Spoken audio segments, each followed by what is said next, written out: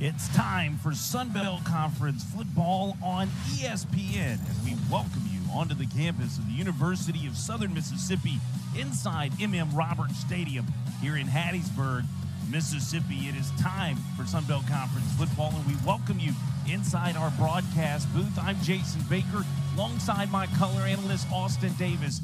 AD, the famous philosopher Conor McGregor once said, somebody's O has got to go, and one of these teams today will get rid of that O within Sunbelt Conference play. Right, both teams come in today's game winless in the Sunbelt, and what an opportunity for this game's on the schedule, and they're fired up to play it, and I believe both teams evenly matched game, and look forward to it.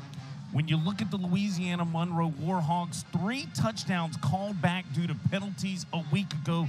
They have been awfully close. They would have won that ball game a week ago for the Warhawks. What do they got to do today to get some success? Yeah, well, the thing, like you said, they've been really close. They've been really good. And if they can create turnovers, is something they hang their hat on defensively, be a major factor in tonight's game and give them an opportunity to put points on the board early. Terry Bowden's made a quarterback change with Blake Murphy across the last couple of weeks. He seems to have sparked the offense. Speaking of sparking the offense, Will Hall made a change a week ago. It sparked the Golden Eagles offense. They were awfully close to getting that win over in Boone, North Carolina.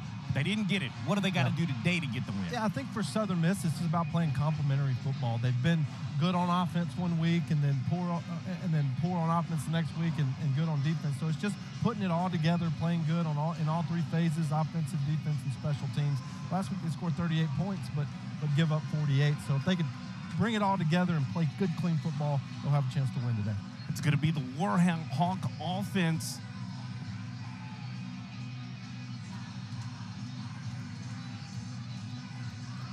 Out on the field, going to be the Southern Miss offense out on the field. My apologies. Louisiana-Monroe won the toss. They deferred. It'll be Southern Miss who receives this football to begin. It's Antavius Willis back deep. He is standing about a yard deep in his own end zone. It'll be Derek McCormick to kick off. We're underway today in Hattiesburg, Mississippi. It's Willis from the 1. Antavius Willis across the 25. He will get out near the 27-yard line. So it's Billy Wiles and company coming to play. What does Wiles need to do to get going early, Austin, from the quarterback position? Yeah, I think just finding a rhythm early. It'll be interesting to see what Southern Miss tries to do to exploit this defense. UL-Monroe likes to be aggressive. They like to bring pressure. That can put a lot of difficulties in a quarterback's way. But you couldn't ask for a better day to play football. Not a cloud in the sky in Hattiesburg, Mississippi this afternoon. The official spot is at the 28-yard line. It's a double set for the Golden Eagles with Frank Gore Jr. getting the first play of the ball game. The result is a loss of 3 on the play. This is an attacking defense for Louisiana-Monroe. They can find their way into the backfield as well as anybody in Sunbelt Conference play.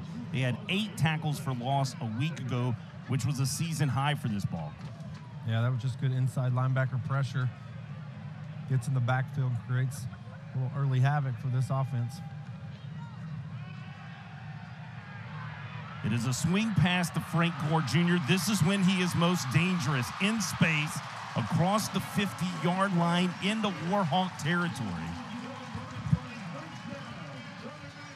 Excellent design play. A little swing screen out to Frank Gore, the right tackle. Mays gets out in front, kicks him out across midfield. Southern Miss up tempo to begin. Ty Mims just dropped a 0 route. In and out of his hands, the quick hitch.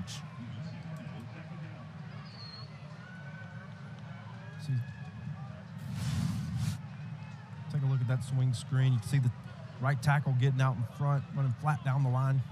Frank Gore does the rest, getting north. Explosive play early in the game for this offense, and Southern Miss is going to hinge on creating explosive with these playmakers outside.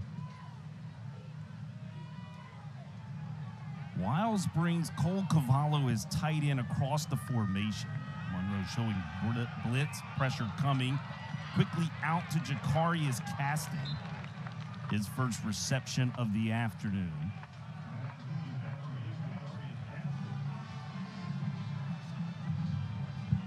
Just a one-on-one matchup with Caston in the corner. He had no help over him, had to give ground, and a quick game opportunity to get back to that 3rd and 8. They converted 36% on the season to the Golden Eagles. It's a 3rd down defense for the Warhawks, giving up 50% 3rd down conversions. Wiles gives. This is Kenyon Clay, who goes nowhere. Stopped for a no gain on the play. It'll set up a 4th down and 8, and really decision time and a quick decision for the Golden Eagles sideline. They'll send on Bryce Lofton to punt it away.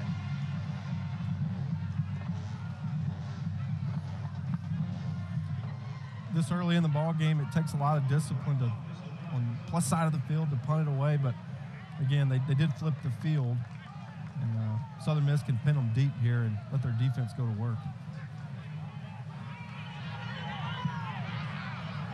Lofton hangs one, going to try to pin this inside the 20. It will back up and be touched at the 9-yard line. Brennan Milleron, the long snapper, the man who downs that punt. And here's a first look at Terry Bowden's offense. And the freshman Blake Murphy getting his 3rd consecutive start. He's a young man from a highly touted high school in American Heritage High School down in Pahokee, Florida. They made the switch 2 weeks ago, and they've loved what he's brought, Austin. Yeah, Murphy stands at 5'11". I love to see 2 small quarterbacks. People say too tall, can't see, can't play. But this guy's been a spark for this Warhawk team. And like you said, true freshman, getting an opportunity to get his feet wet in Division I football. And he's been everything they've hoped he would be. Murphy looking, winding up. He will fire. This is incomplete to the far sideline on the 1st down play. They were targeting Tyrone Howell. They love him on 1st downs, and they don't disguise that at all. They try to get him the ball very quickly on the opening play. Yeah, Howell had separation there. Just didn't connect. As you see, Blake Murphy's early numbers, again, very early in his career. He'll get better each week. At least that's what you hope. He's going to swing it out to Hunter Smith, the sophomore running back out of Little Rock, Arkansas, who's chopped down by the strong safety Dylan Lawrence, and it sets up a 3rd down and 6. Good quick decision, get the ball out in the flat, 3rd down. Murphy converts across the 35. That was Bud Tolbert with the reception. Check that, Darian Wiley, the junior wide receiver out of Atlanta, Georgia. Warhawks going up-tempo. They were offsides. Got an early start on the snap.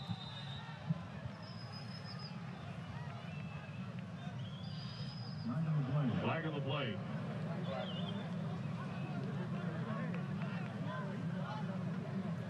Illegal shift. Offense, number 8, 5-yard penalty. Remains 1st down. You can really see the arm strength early for Blake Murphy, right? A field throw all the way to the sideline, and here's the seam ball on 3rd down. That's not an easy throw, rips it up the seam into the zone. So you can kind of see the talent that they see in getting this young guy on the field. He played for a Southern Miss Hall of Famer at American Heritage High School, a young man by the name of Patrick Surtain. Murphy on a zone read, actually an RPO, pulls it, swings it out to Nana Davis for just a gain of 1 to set up 2nd down and 14. I think something to watch, and I mentioned it for Southern Miss, is playing clean. But a lot of times when you're a struggling team and you've won a couple games and you feel like you should be better, it's just because you're not playing clean. Penalties, you get behind the sticks. As you can see here, UL-Monroe, 2nd and 14. The ball down the seams, intercepted. Hayes Maples, the Mike linebacker, fitted right underneath the tight end. He makes the interception for the Hattiesburg, Mississippi native. And the first turnover of the ball game is created by the Golden Eagle defense. Yeah, there's Hayes Maples coming up with a big play, just dropping into zone coverage, reads the quarterback size, gets his hands up first down, Southern Miss. What a story Hayes Maples is. Suffered 2 torn ACLs during his collegiate career. Played locally at Oak Grove High School just down Highway 98 here in Hattiesburg. Chandler Pittman is in motion. It's going to be a backwards pass to Pittman, who's throwing downfield. Touchdown, Southern Miss. Latrell Jones, the receiver, on the reception.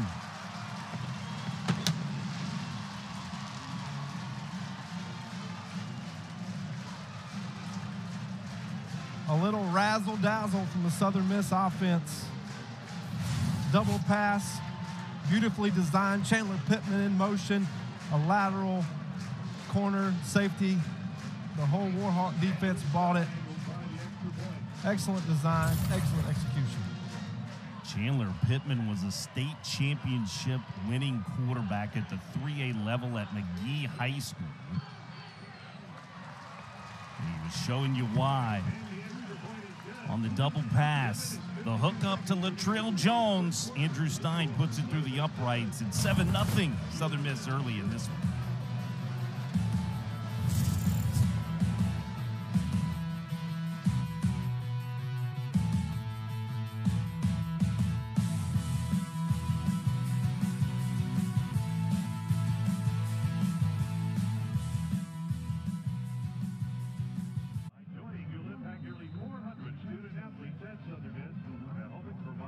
In Hattiesburg, Mississippi this afternoon, the Golden Eagles strike. They go deep into the playbook. Austin, here's the look from the end zone shot of that play with Chandler Pittman coming in motion in the backfield. Yeah, great job, Chandler Pittman, just kind of losing ground, gets the double pass, gets the lateral, and Latrell Jones comes off, like he's stalk blocking, and then explodes vertically.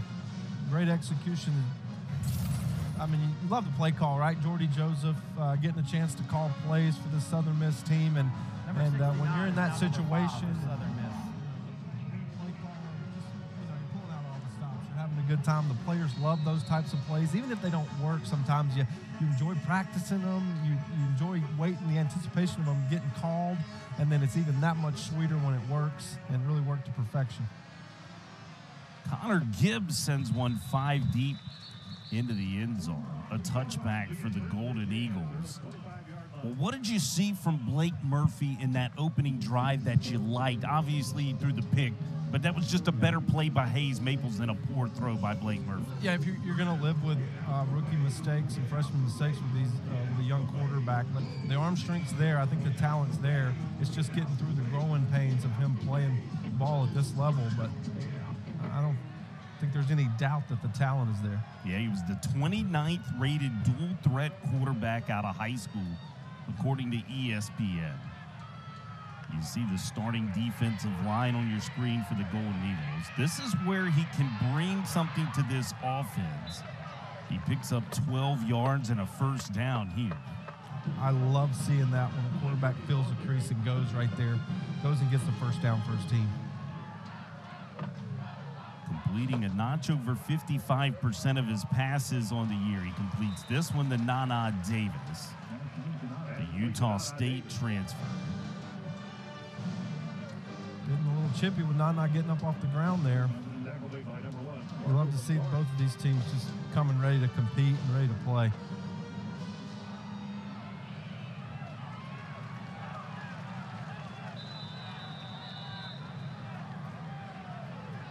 Zone play going to set up a 3rd down and 3.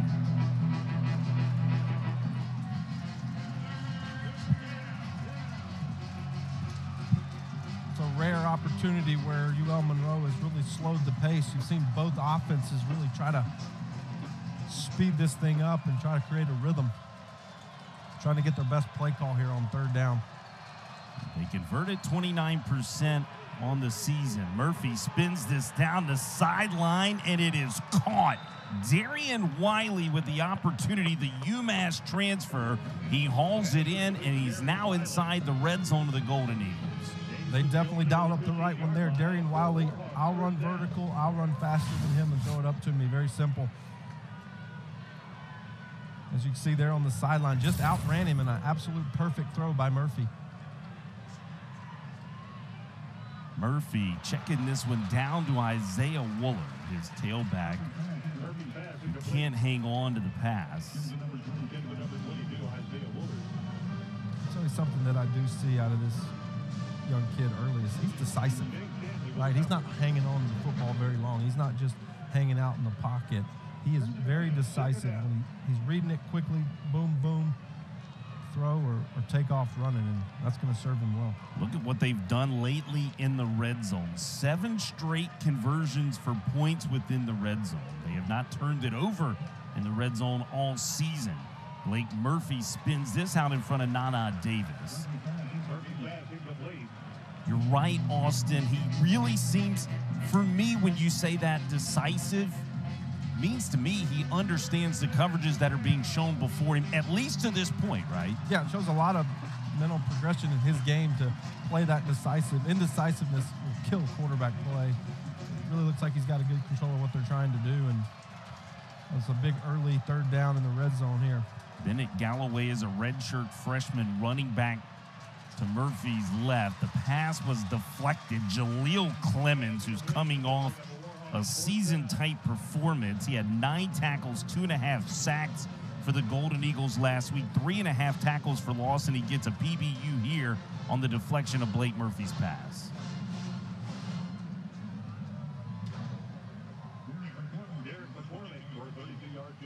Derek McCormick will come on for the 32-yard field goal attempt. He was 1 for 1 from this range a week ago in that loss to Arkansas State. He has pushed this one to the right. No good. A missed field goal for a guy who's hit 90.9% of his field goals on the season. We'll be back with much more here in Hattiesburg.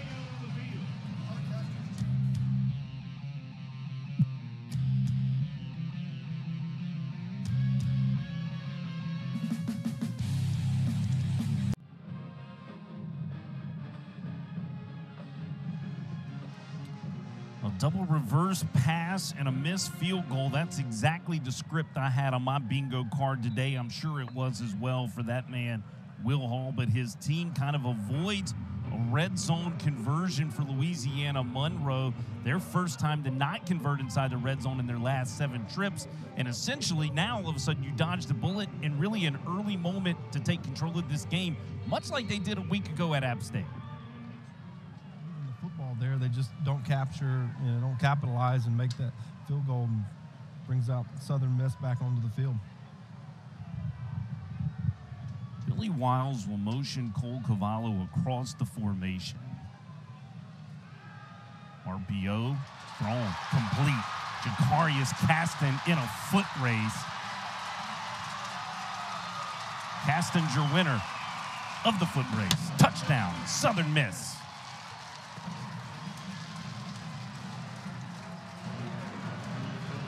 How many times have you seen it? A missed opportunity for one team, the next team comes right back and tries to strike for goal. And Jordy Joseph calling the plays today for the Southern Miss Golden Eagles goes to that play sheet and hooks up with Jacarius Caston. Yeah, that was really good. Billy Wiles with a little play fake.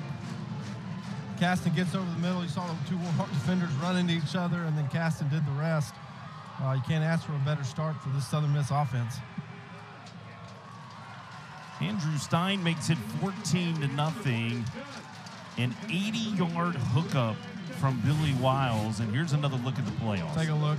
Yeah, Billy Wiles really sinks that fake down in there. Really just, safety just misplayed his angle. And when you're the deep safety and you're the last man line of defense and you do that, there's nobody left. Caston had a rushing touchdown a week ago on his only carry of the ball game, 3 receptions for 34 yards, but he takes that reception, 80 yards for the score.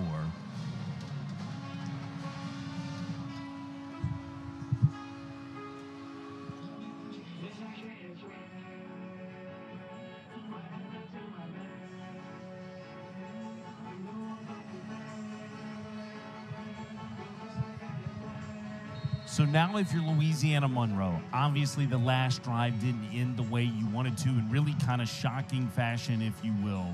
What do they have to do to kind of hold the tide now and respond? Yeah, I think it's really just more of the same. That really the turnover, missed field goal. I don't think offensively they're necessarily not doing what they need to do. They're moving the football. Allred Luke opting to take the kick on return. He will make it out to the 20, but no further.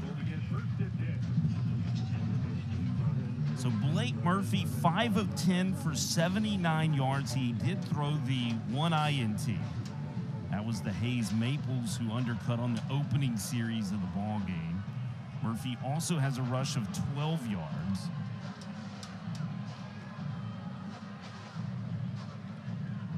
Got an opportunity to talk with his high school coach, Patrick Surtain, this week, talking about Blake Murphy as a youngster. He coached him as a sophomore and a junior. Said they knew it when he was in the 8th grade. He was that kind of player, and this is a play made. That's Zay Franks, the former wide receiver, making the INT. I had to wait for a second. 2 Golden Eagles in coverage. Wasn't quite sure which one came down with the interception.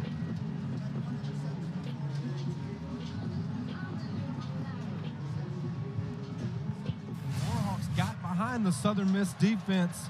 Murphy hesitates just a little bit, puts a jump ball up in the air, underthrew it. And, man, what a play by Franks to go extend. If it was anybody's ball at the high point, you can see Franks coming in from the left side of your screen, really just snatching that thing out of the air. Southern Miss playing with an edge today. How about the day for the former McGee Trojans? He was teammates with Chandler Pittman. Here's a pass from Ethan Crawford. He was looking to go to Ty Mims. That was near back-to-back turnovers, just couldn't be retained with possession.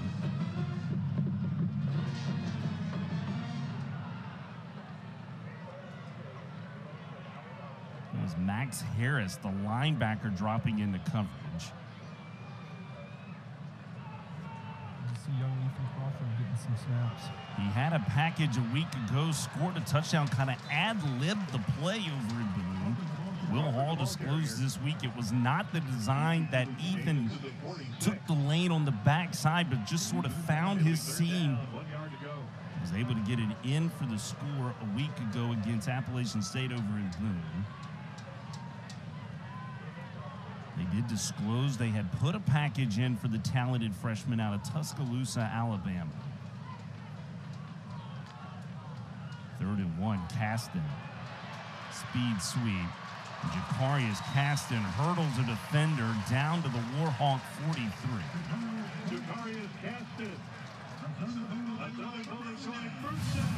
Get the ball in your best player's hand. The easiest way to do it, bring him in motion and hand it to him. Caston having a big day. Give the Frank Gore Jr. Making a couple Warhawks miss. I love watching the physical running of Frank Gore. It just almost seems like the first guy never takes him down.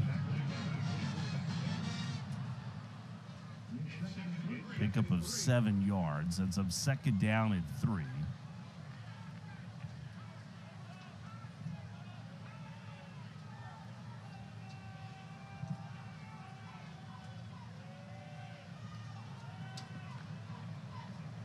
Wiles back in at QB. Billy going to throw this downfield, intended for Davis Dalton. Was he able to stay in bounds? They say no. Real close play on the sideline. Looked like Dalton's right foot may have been on the sideline. As you see, Billy here breaks left, does a good job just remaining a passer, keeping his eyes downfield. Watch that right foot from Dalton right there. Just steps out. You'd love to see him stay tight there and have a big play. Southern Miss has 3 passing plays of 30-plus yards today. They had 2 of those last week at App State. getting that vertical passing game going. Here's Frank Gore Jr. trying to create for the first down, and he will. That was all FGJ, Austin. That one wasn't blocked very well, and Frank Gore Jr. took matters into his own hands, bounced it outside, and found the first down. Yeah, Frank's had that running style from the day he walked on campus. He's a physical runner. He's built like a runner, and you don't always have to block it perfectly for him to make a good run out of it. You see offensive line coach Sam Gregg speaking with him. Both Greg and Jordy Joseph splitting these play calling duties.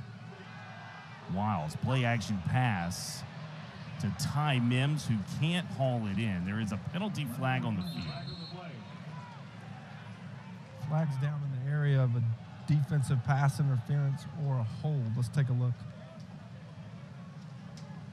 Our referee, Scott Broadway. Holding. Defense of an eligible receiver, number 6 on the defense. 10-yard penalty. Automatic first down. Norman Massey, the outside linebacker. We'll Getting take called a for look. this penalty. You can see there that left arm just got a little bit too much jersey before the ball was thrown, so defensive holding is the call, and it was the correct call.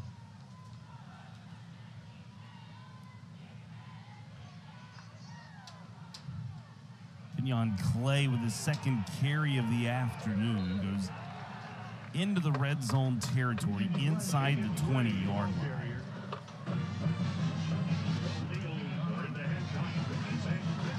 Clay, a powerful back, 6'1", 220. Sort of a thumper, if you will, a native of Union, Mississippi. Played at Union High School. Very important defensive possession right now for this Warhawk defense. That they've got to stand up and kind of flip the momentum of this game and the way it's going right now. There's Chandler Pittman in motion out of the backfield. Wiles is going to check this down to Chandler Pittman, who goes out of bounds right at the 10-yard line.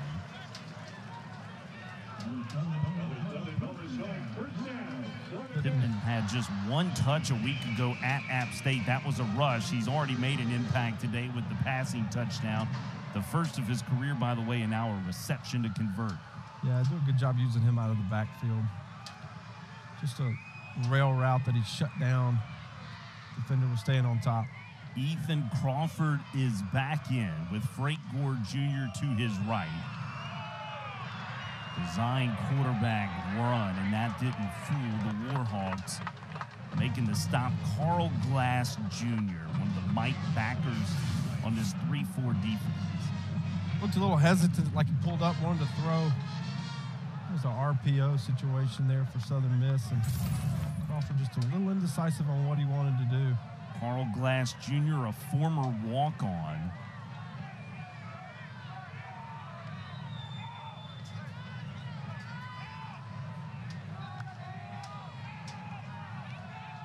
Tenth play of this drive. It is a give to Frank Gore Jr. and a big stop from the big man up front, Kennard Snyder, the preseason All-SBC selection. Yeah, it just comes unblocked off the left side. Snyder, a guy who has started 16 straight games for this Warhawk defense. Yeah, he's a guy they got to get their hands on. It's not very difficult for him to make plays if he's unblocked. It is 3rd and goal from the 14.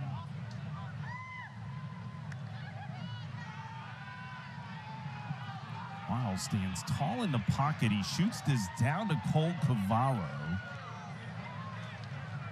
Pass falls incomplete. There was a lot of contact along the far side. I think Wiles essentially throwing that, trying to throw to the contact to draw a call. Yeah, really good coverage here by Harris. Cavallo's getting pushed to the sideline. And he really does a good job becoming the defender and not letting that ball get intercepted.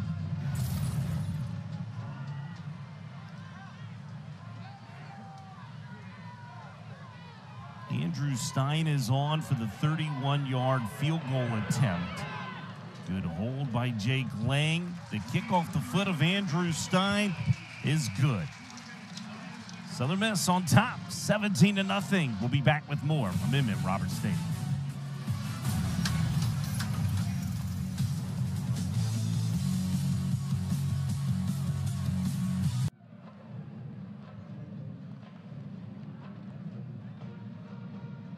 Southern Miss celebrating a salute to service this afternoon, honoring our military and veterans here at M.M. Roberts Stadium. And boy, we thank those men and women who fight daily for our freedom, the sacrifices they give to be away from their families.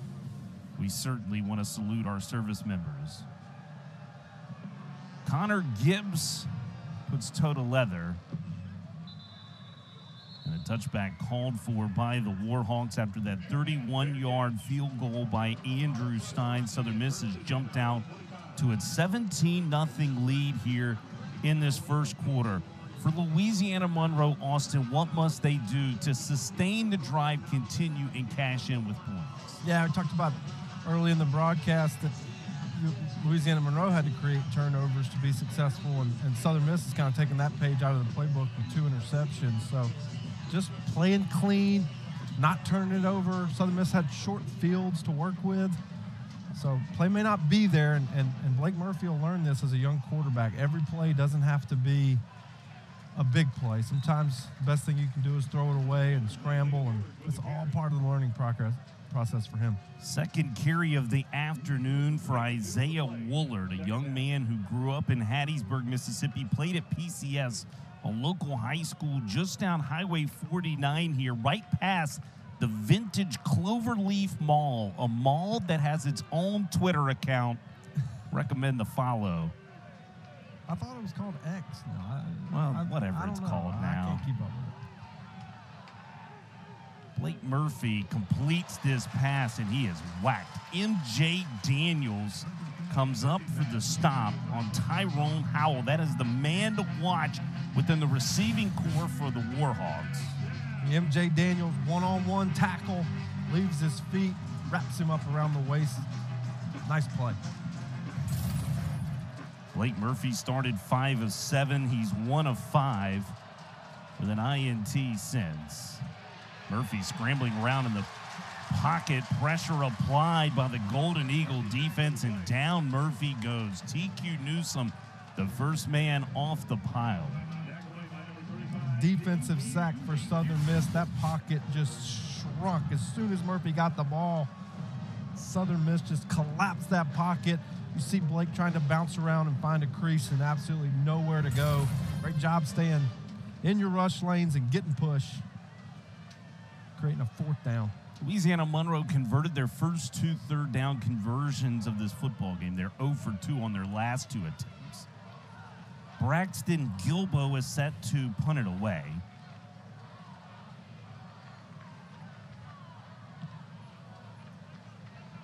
And a beautiful punt here. Spiraling kick that sends Ty Mims back inside his 30. Forces the fair catch call. And so with 1 minute and 9 seconds left in an opening quarter that certainly would have Will Hall pleased with the way his team has played, your defense gives your offense the football immediately back. What does this Golden Eagle offense do now all of a sudden to try to sustain this momentum that they've created for themselves early? Yeah, keep your foot on the gas. Sometimes it can be difficult when you have early success in the game and you kind of change your mentality of like I said, keeping the gas pedal down, but I think where both these teams are, I don't think they'll have a problem with that. They found some early success just to keep coming back to it. Wiles, it is a give to Kenyon Clay. No gain on the rush. You know, Jason, how many times do you see a team jump out to a big lead, doing something, and then next thing you know, they're running the football and they're being real conservative, and it just drives you crazy. Just continue to do what got you there. Stay aggressive, and the score doesn't necessarily matter until the very end. You start maybe changing, but I love an offense that stays aggressive. See Wiles with a hard snap fake. He is looking to go to Cavallo in the middle of the field. He is being sacked. Is Wiles. That's a coverage sack. He had nowhere to go with that one. Dylan Howell comes up with the sack. Yeah, good effort up front by the Warhawks, but like you said, that was all coverage, covered downfield, nowhere to go. Billy Wiles just kind of protected it going down. Folks of offensive football may cringe with this, but sometimes I'm of the belief that's a positive sack to take instead of forcing the turnover. Billy Wiles has thrown the 4th fewest INTs of anyone in the Sun Belt Conference. Sometimes it's better to take that play. We'll see how it plays out. 3rd down and long when we return.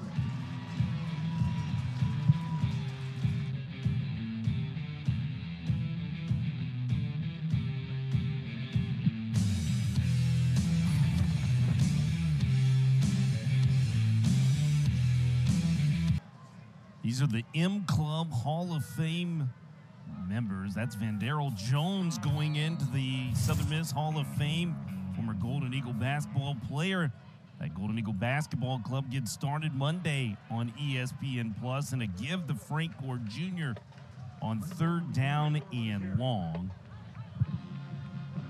Trying to catch that defense sleeping. They were paying attention to FGJ, and really that's the first time in the last 3 drives Southern Miss going to be forced to punt. They punted on their first touch of the ball game. They scored 2 touchdowns and a field goal since that moment of the ball game. Yeah, good job standing up right there for Louisiana-Monroe, and like you mentioned, they really got to do something to kind of flip the momentum of this game before it gets out of hand too early.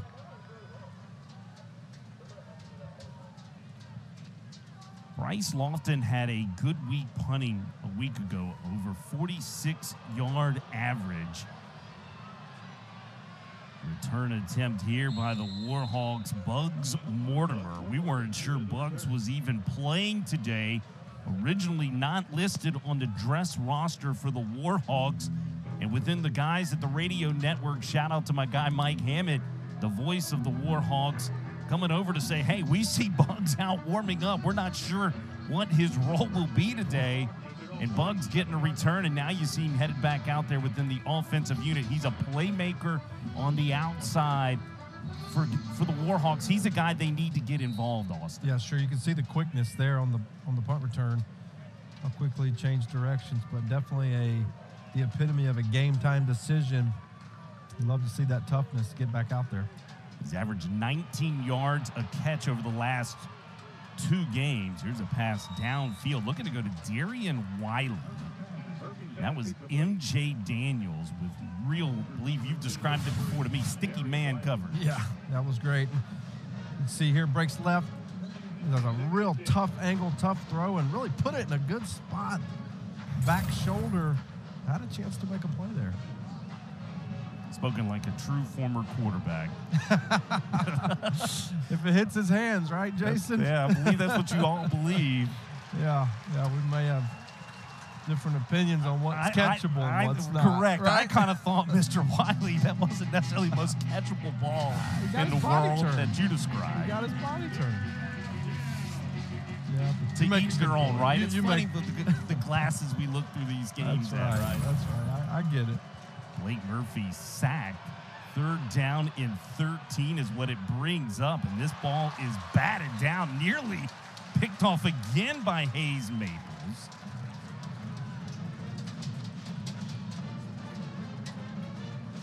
It was Cameron Knox, the safety, who had the pass deflection. This drops into his zone coverage. Good job moving with him. And then there's Knox just getting a hand in the throwing lane. You can see there what Blake had in mind. Just a little more touch maybe to drop it over that zone coverage. Knox makes the play. Braxton Gilbo punts it away. This is going to be a dandy. Down inside the 2-yard line. He did it twice last week against Arkansas State. He's done it here. It'll be the Golden Eagles pinned back in the shadows of their own end zone when we come back.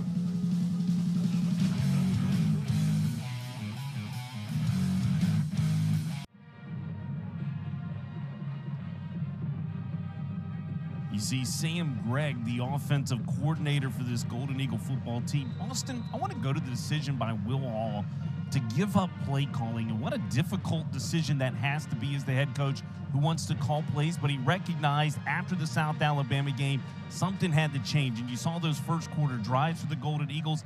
Obviously, things are working. It was a much improved offensive performance a week ago in Boone. Yeah, it takes great humility for a coach like Will Hall, who's an offensive-minded coach, to know that it may not necessarily be his fault, but maybe a change would be good or be a spark. And there's a lot of different reasons that things don't go well for a college football team. So just for him to have the humility to say, hey, let's make a switch, let's make a change, and then sell that to your players. And then really for Southern Miss, they've done pretty well since that point, to go back to last week.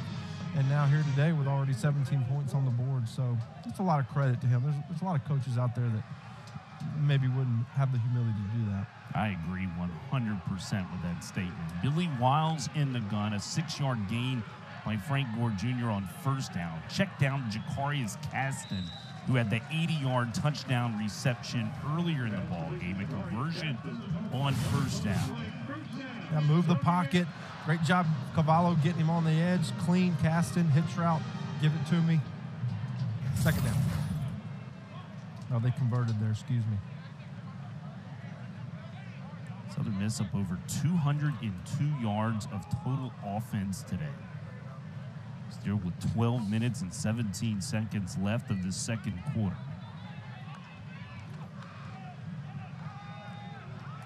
Frank Gore Jr. ridden down. That is a really nice play made by the man in the middle, Aiden Huntington, the defensive tackle, native of Stafford, Virginia, a Kent State transfer. Yeah, Huntington, great job dipping that right shoulder, firing through the C-gap. Wiles here calls his old number out across the 25. Don't see that a lot, but something that Billy can do. He's a big physical guy. He can take hits. You'd probably call him a pass-first guy, but good change-up for the Southern Miss offense to let him pull it and run. Sets up a third down and short. You see what each of these teams have done on third down opportunities today. Southern Miss converts them at about a 36% clip on the season. That is Ty Mims in motion. Frank Gore Jr. recognizing the line to gain. He will get it up to the 30-yard line. It is a first down. The headiness of Frank Gore Jr. to understand the down and distance. That was a one-step and go. Yeah, veteran player, right? You can see it all over that run. Go get the first. Don't have to dance around. So it is first down and 10. See the numbers on Frank Gore Jr. on the afternoon, on the cusp of some history. Wiles pulls it out of Frank Gore Jr.'s belly here, and Wiles will spin this into the bench. I mentioned this earlier headed to break. Fourth fewest INTs thrown in this passing game for the Southern Miss Golden Eagles. To me, it's decisions like that that get overlooked through this game, of not forcing it, not throwing back across the middle of the field or into the coverage. Instead, you just say, hey, good job, defense. We'll come back at you on second. Yeah, it takes great discipline to play that way, but he has done a nice, Billy has done a nice job of that. And then you just got to go convert on the next play, give yourself a fighting chance. Looking for the tunnel screen, back to Jacarius Caston. It is batted down, getting a hand on it, Big Dylan Howell. You see Howell listed at 6'3", extends that left arm up in the air. Great recognition, you can tell. You see there, he was rushing, but he saw the quarterback's arm go up, his hands go up. It is third and long. Brings up a third down here for Southern Miss, and if you're UL-Monroe, you need a big play.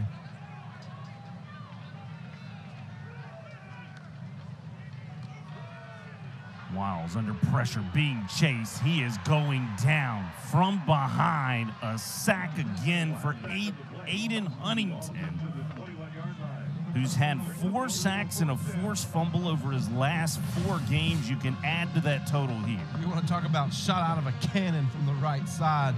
That was a man on a mission. Stepping up for his team, making a big play, and you know he knows it. Tell you what else it's indicative of. These don't look like 2 teams without a win in Sun Belt Conference play, does it? You give that kind of effort. Great effort. Yeah, playing hard, and that's why you show up, and that's why you play, and that's how we all love this game. Bryce Lofton angles a punt towards the Warhawk bench. It'll roll out of bounds at the 38. It'll be Blake Murphy and company coming back to the field at MM Roberts Stadium.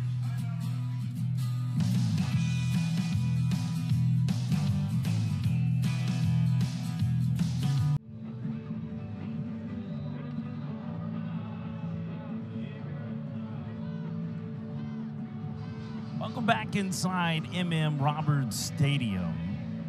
They played Margaritaville at this point each and every time for a home game, honoring the late Jimmy Buffett, who passed away earlier during this football season. USM alumni Jimmy Buffett. First down and 10. Sitting at 17-0. Warhawks got a stop of this Golden Eagle offense thanks to an Aiden Huntington sack on the last drive. Wiles comes out and has his first pass deflected again. It's been an active defensive line. Kennard Snyder, he's a guy I pointed to you during pregame and said, this is the guy that you got to account for almost on every single play. Yeah, great job. Swim move. Gets upfield, gets his hands in the passing lane. He's been a playmaker for this team all year, and today's been no different.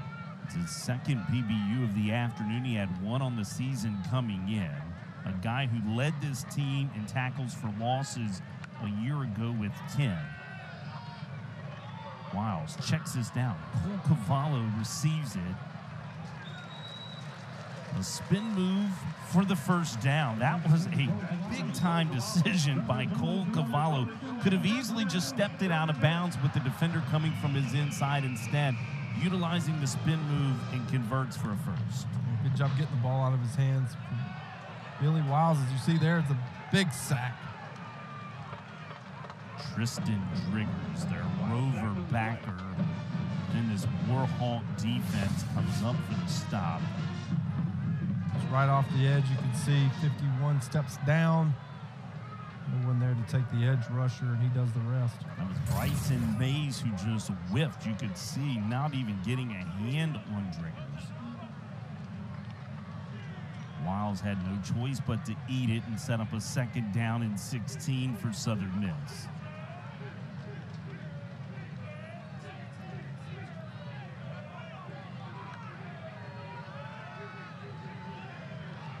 Wiles will spin this to Ty Mims, who catches it on the dive, but only for a couple. It'll set up a 3rd and 12 for the Golden Eagle offense. A.J. Watts in the secondary. Really good coverage. Made that a tough catch for Mims. We've really seen a shift in this defense. They've started to make plays and a little less pressure than we thought coming into this game. Sat back more zone coverage than we expected. Wiles may have a free play here. He believes he does. He has spun it downfield for Latrell Jones, and a penalty flag comes in. This is why you continue that play. You believe you have an offsides penalty, in which there is a penalty flag at the line of scrimmage. Wiles wisely decides to keep going with the play, Austin, and spins it down to draw this penalty. There are 2 fouls on the play. Offside, defense in the neutral zone at the snap, number 45. That penalty is declined. Pass interference, defense, number 0. 15-yard penalty, automatic first down. A great opportunity there.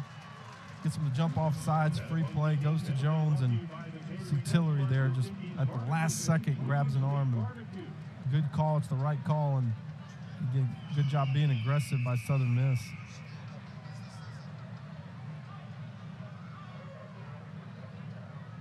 That's the 24th first down by penalty this season for the Golden Eagle offense.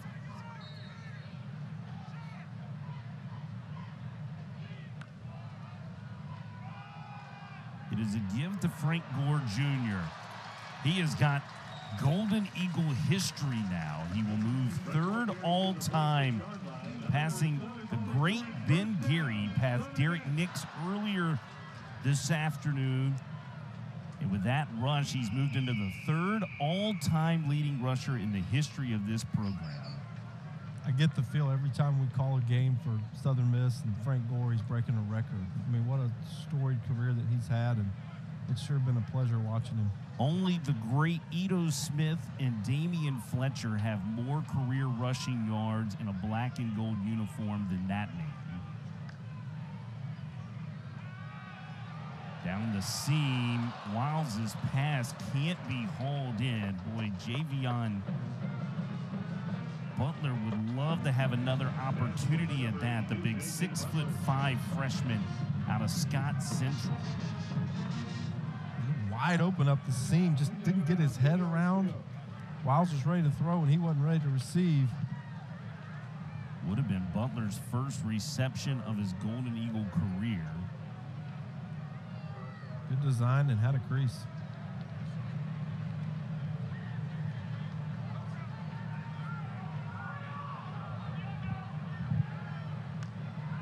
Golden Eagles bring motion. It is a give to FGJ.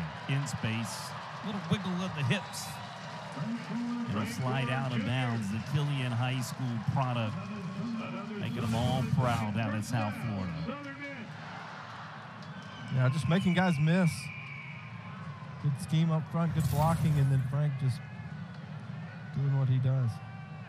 Wiles immediately under pressure. Busted pass pro there. As walking in free was Carl Glass Jr. right into the mug of Billy Wiles. He came untouched. Wiles makes the business decision to get out of the pocket and get rid of the football. Yeah, he's a free runner. All you can do to just get the ball thrown away, not get an intentional grounding. But good job by this Warhawk defense dialing up a pressure that Southern Miss wasn't ready for.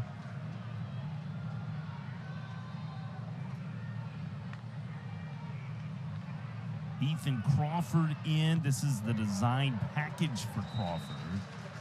He'll just bang his way forward. Pretty impressive from the freshman out of Tuscaloosa. Yeah, Tim Tebow run there. He was not scared to put his head down and go. See, that's, oh. Although, Mr. Crawford, I would tell you, if you would like a long Golden Eagle career, might want to avoid a couple of those. You could probably speak to some of that. He's young. He'll change. That's right. That's right. That's right. You can only take so many. Ask Sam Hunt. Third down and 6.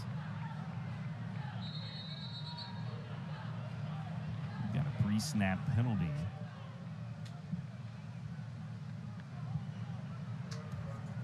All start. Offense, number 65. 5-yard penalty. Third down. Haven't seen many of those today. They can be drive killers. You go from a 3rd and 6, a manageable third down. Now you force yourself into a 3rd down and 11. And for me, the way college football is today, when they can know that you're going to throw it, the way these defensive coordinators work, they can dial up a scheme to bring pressure into Wiles' face. We'll see what the Warhawks do here. And there's another one. Looks like a false start. False start. Offense, number 77. 5-yard penalty. Third down. Yeah, you mentioned it, and we talked about it. It's when you're a struggling team, a lot of times it is those just knick-knack penalties and getting behind the sticks that hurt you. And if you can clean all that up, all of a sudden you win 1 or 2 more games, and it changes the whole outlook of your season. So it's the first place I would start with both of these teams is cleaning up penalties and getting behind the sticks and staying on schedule. That's the first 2 penalties today on the Golden Eagles. They come on back-to-back plays. All of a sudden, you give this guy a little opportunity, and Frank Gore Jr. will make the most of it. He's going to give you back to a 4th down and really short. We'll see what Will Hall and company choose to do here. No question what this home crowd wants them to do. You can hear them chanting, "Go, go, go." Wiles nearly draws them off sides.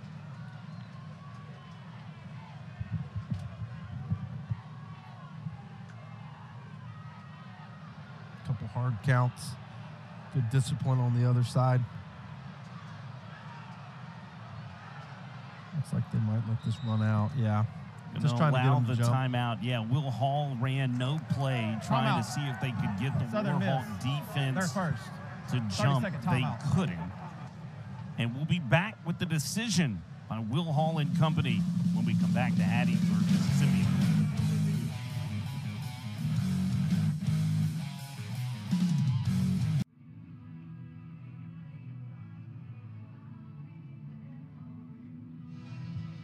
We mentioned the history, two guys that he passed, Ben Gary, Derek Nix, class individuals. Frank Gore Jr. moving into third.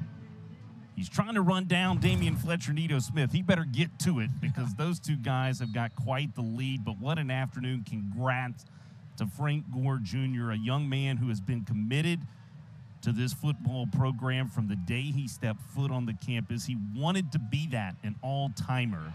The Andrew Stein field goal attempt is blocked. It is returnable. It is going to be picked up for Louisiana-Monroe and trying to be returned by Max Harris, the linebacker, before he is collided with around the 40-yard line. And how many times do you see that play right there go all the way back? Good job by the field goal team. You see the block there and then just covering down.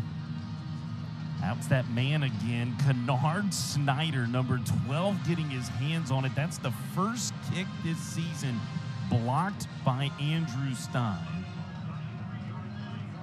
Southern Miss misses out on the points. A missed field goal for Louisiana-Monroe. A missed field goal for the Golden Eagles.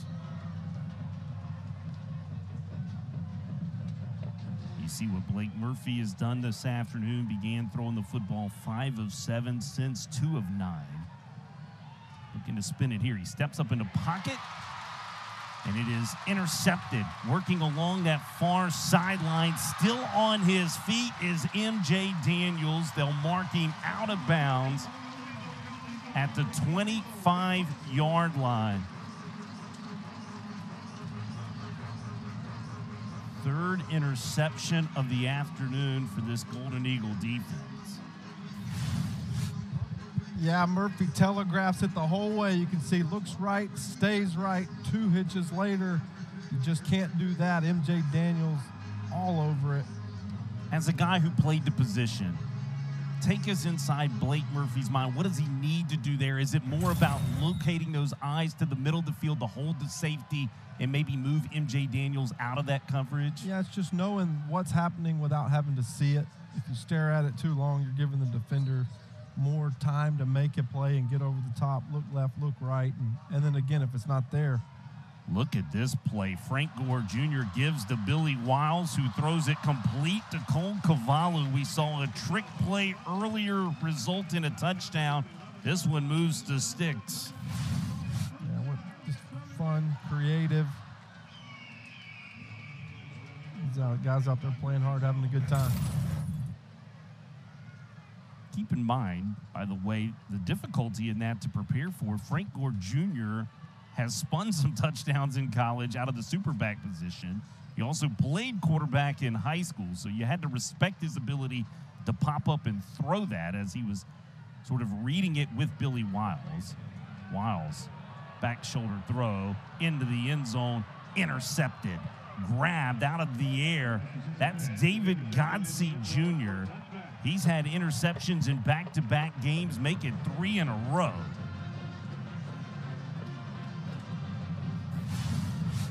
What a play by Godsey. Not so fast, my friend. Everything looked like Southern Miss was going to go in for an easy score. Holds off the receiver. Man, what a play. Kind of bobbles it there going to the ground. And what a big play for this team when it looks like they're about to go down really 24-0 going into the half, and you make that kind of play. Gotta love it. You can circle that play later. If the Warhawks find themselves in this football game late with an opportunity to win, highlight that. You get a pick thrown by Blake Murphy, and then you come back and turn over the Golden Eagles inside their red zone. Quarterback change has been made. Blake Murphy has been pulled.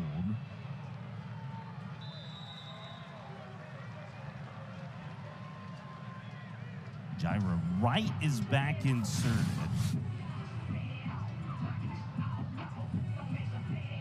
Decision time for this Warhawk offense with just over a minute to go in the half. How aggressive do they get? It doesn't look like they're going to go too quick in fear of giving the ball back to Southern Miss. You always got to be careful of that, but just really need some positive plays on offense. That they do. No yards in the second quarter, by the way, for the Warhawks. They'll change that with a give here to Isaiah Woolard. Looks like they're going to be content just running out this half. It's kind of a unique decision in my mind at this moment. They get the football to begin the third quarter. This would be the drives that you could sort of indicate where you could double up, if you will, if you want to put your foot to the gas. Wright will quickly spin this out. It is dropped. Got to complete those if you are going to put your foot to the pedal. Already Luke couldn't haul it in. There you see the head coach, Terry Bowden. So the third down conversion opportunity goes for naught. Now it's 4th and 3, and you're punting it back to the Golden Eagles. Yeah, right. That's the flip side of going quick and going fast. And you at least want to eat up the clock and finish the half. Now Southern Miss gets the ball back with 2 timeouts. And timeout. Louisiana-Monroe missing a player within their punt team unit. They called 30-second timeout. First timeout called of this first half for the Warhawks. So that's the decision, right? Let's go back to this drive for Louisiana-Monroe. It looked at the moment they were happy, content to get this clock over and done with into the halftime locker room, cut their losses at 17-0 and come back for a second half. But then they speed up and an incomplete pass, and now you're punting this away with a little more than half a minute left. That's going to go into the hands of the Southern Miss Golden Eagles. And then it'll be decision time for Will Hall. How do they try? They have reached into that bag of tricks a couple of times today. Maybe they have one more left to maybe tack on another score. They will be kicking off to the Warhawks to begin the third quarter. Yeah, they look like they're just in between decisions there. If you're running out the clock, just go ahead and run it out right there and keep the ball on the ground. But like you said, Southern Miss with not a lot of time, but 2 timeouts and an opportunity and a booming punt there. Yeah, and this guy could make a change with it quickly. That's Ty Mims, who will have a minimal return. He got out of bounds quickly with 24 seconds is what remains.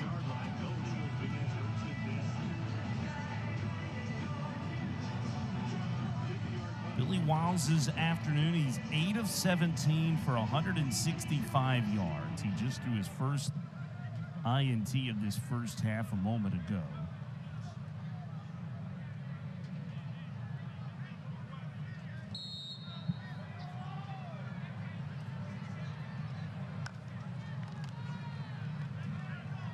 It is a give straight ahead. And Jan Clay has maybe enough, depending on the spot. They indicate first down. Nose of the football touches the 35.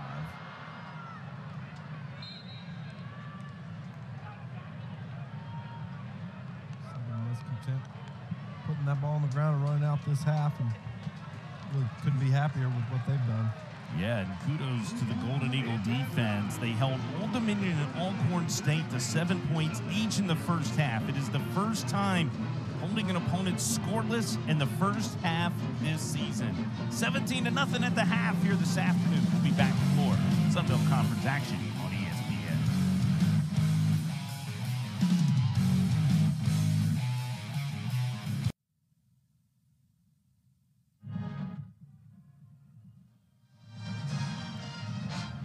Welcome back to M.M. Stadium here this afternoon. 17-0. The Southern Miss Golden Eagles maintaining a lead. They have hit a couple of big plays as we welcome you back inside our broadcast booth. I'm Jason Baker alongside my color analyst, Austin Davis. And AD, it's a first half that really kind of felt in control for Southern Miss early. A couple stops by the Warhawks defense keeps this a manageable lead right now for them. They've got to go into that locker room and think, what can we do better in the second half to come and grab this lead? What struck you about the first half? Well, yeah, you're right. Southern Miss jumped out to a really nice lead and had 2 one-play drives. They struck on the double pass and then the crossing route that went the distance. But if you're UL-Monroe, you're sitting there saying, hey, we're still in this game. We got a whole second half to play. How do we flip the script and just put together a good offensive drive? These were the first half highlights as you get ready to watch, and it was the big plays to me that jumped out, and it began with this interception by Hayes Maples. Yeah, it's been a turnover game for Southern Miss with 3 interceptions, as you can see there. Maples doing a good job just dropping back into coverage with the interception. Southern Miss goes straight to the double pass. And just great execution, great design all the way around. Yeah, Chandler Pittman playing the Whiskey Myers song Frogman, hooking up with the guy they call Frog at Latrell Jones. And then it was Billy Wiles spinning it to Jacarius Caston. Yeah, this was the next drive, first play of that drive. Hit Caston over the middle, and the free safety misplays it coming out of the middle of the field, and then Caston takes the distance. So it's really been just a couple miscues, and then Southern Miss taking advantage of them, and they lead the ball game 17-0. Speaking of miscues, Blake Murphy winds up here. That was Zay Franks, the converted wide receiver, playing now corner due to the injury sustained in the secondary, and he really played that like a wide receiver. Yeah, they really got behind the defense there. Ball was a little bit underthrown, and then Southern Miss comes up with a big interception, but there's the tail of the tape right there. The passing yards for Southern Miss, really the total yards. It's been one-sided, and look at the time of possession. Really controlled by Southern Miss as well. So they're thinking more of the same. Warhawks coming out trying to change the momentum of this game. Yeah, we saw a quarterback change on their last offensive possession of the first half. We'll see which way Terry Bowden and Matt Kubik decide to go a little later on in this ball game. We'll be back with much more. You're watching Sunbelt Conference football on ESPN.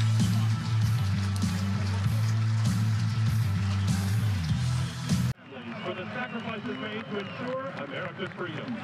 Please stand as you're able, and let's give our best Southern Miss appreciation for our veterans. This has been honored here today at M.M. Roberts Stadium. They're honoring our military veterans, men and women, both serving here and abroad. We welcome you back inside our broadcast booth. I'm Jason Baker alongside Austin Davis. And AD, it's a game within a game, and the takeaways have been a game today. 3 INTs for this secondary for Southern Miss. They had only 5 on the year coming in by only 2 players today. Hayes Maples gets his first interception of the season. So does Zay Franks. They have gambled within that Golden Eagle secondary, and they're taking a page out of that Monroe Warhawk playbook. It's been the Warhawks defense that has been one of the best in the FBS at takeaways all season. Yeah, we thought coming into this game that would be Louisiana-Monroe's, MO, but Southern Miss has taken advantage of a couple poor decisions by Murphy, just kind of staring down receivers, and they've capitalized on it. The 2 one-play drives to score, and that's really been the tail of the tape is the 4 turnovers, all interceptions, 3 by Southern Miss's defense, and then 1 there in the end zone by UL-Monroe. And as we look at these plays that happened within the first half, how pivotal will it be for these secondaries to kind of gamble in this second half to try to make those plays that can be, right, momentum spinning plays? I go back to the Wiles INT that you're going to see here in just a moment.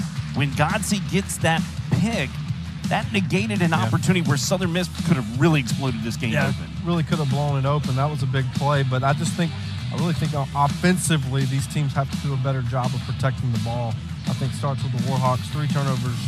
It's tough to, get out and head, and then this play, as you mentioned, Godsey making the big play in the end zone to kind of capture the momentum and keep them in this thing. Take us into a quarterback mindset. You played the position here for this school on into the NFL. When you go into a locker room and you're Blake Murphy, you've thrown 3 picks in the first half. You've been essentially benched for at least that last drive of the first half. How do you refocus? How do you regain that composure? Yeah, it's tough. You just reset yourself on the next play. You know, what's my next job? You're going to have bad plays, and no one wants to get sat down and someone else get the opportunity to play, but you just kind of remember what you do well and be positive, and he'll get another opportunity. Yeah, he's a talented youngster. This isn't a benching for long, and I'm really curious to see the decision made within that offensive staff of who they come back with for Louisiana-Monroe. And if you're Billy Wiles, you're just bouncing back off that one pick on the back shoulder throw. I thought it was a better play by the corner than a poor throw by Billy Wiles. It was a better play by the corner, and I just think you can see the experience in Billy's play. When it's not there, throwing the ball away, doing a good job protecting it and giving his team a fighting chance in the next couple drives. But all in all, it's a pretty good first half, and looking forward to what we can get in the second. Can't wait. We'll see what kind of quarterback play we get in the third and fourth quarter here this afternoon. Back with much more. This is Sunbelt Conference football on ESPN.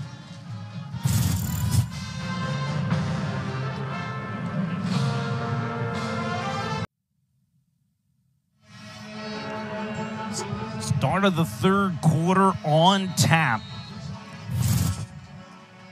And how important of a drive is this for the Louisiana-Monroe Warhawks? Still looking for win number 1 within the Sunbelt Conference play.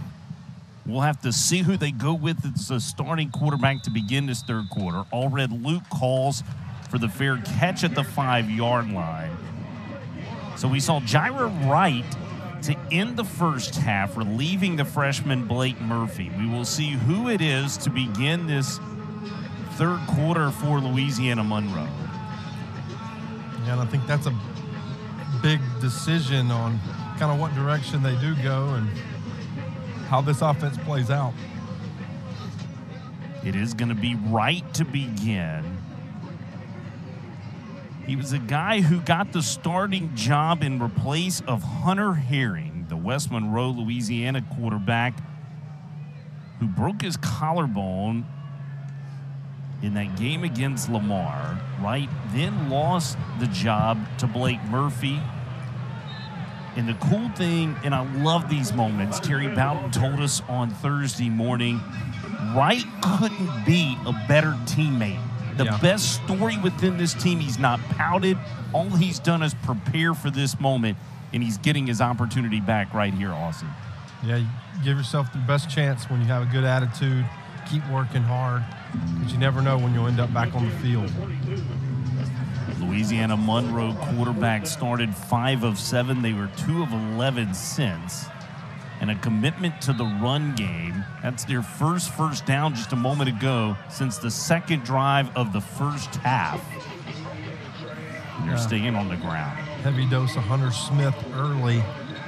Just trying to establish the line of scrimmage. Already pushed the ball out near the midfield.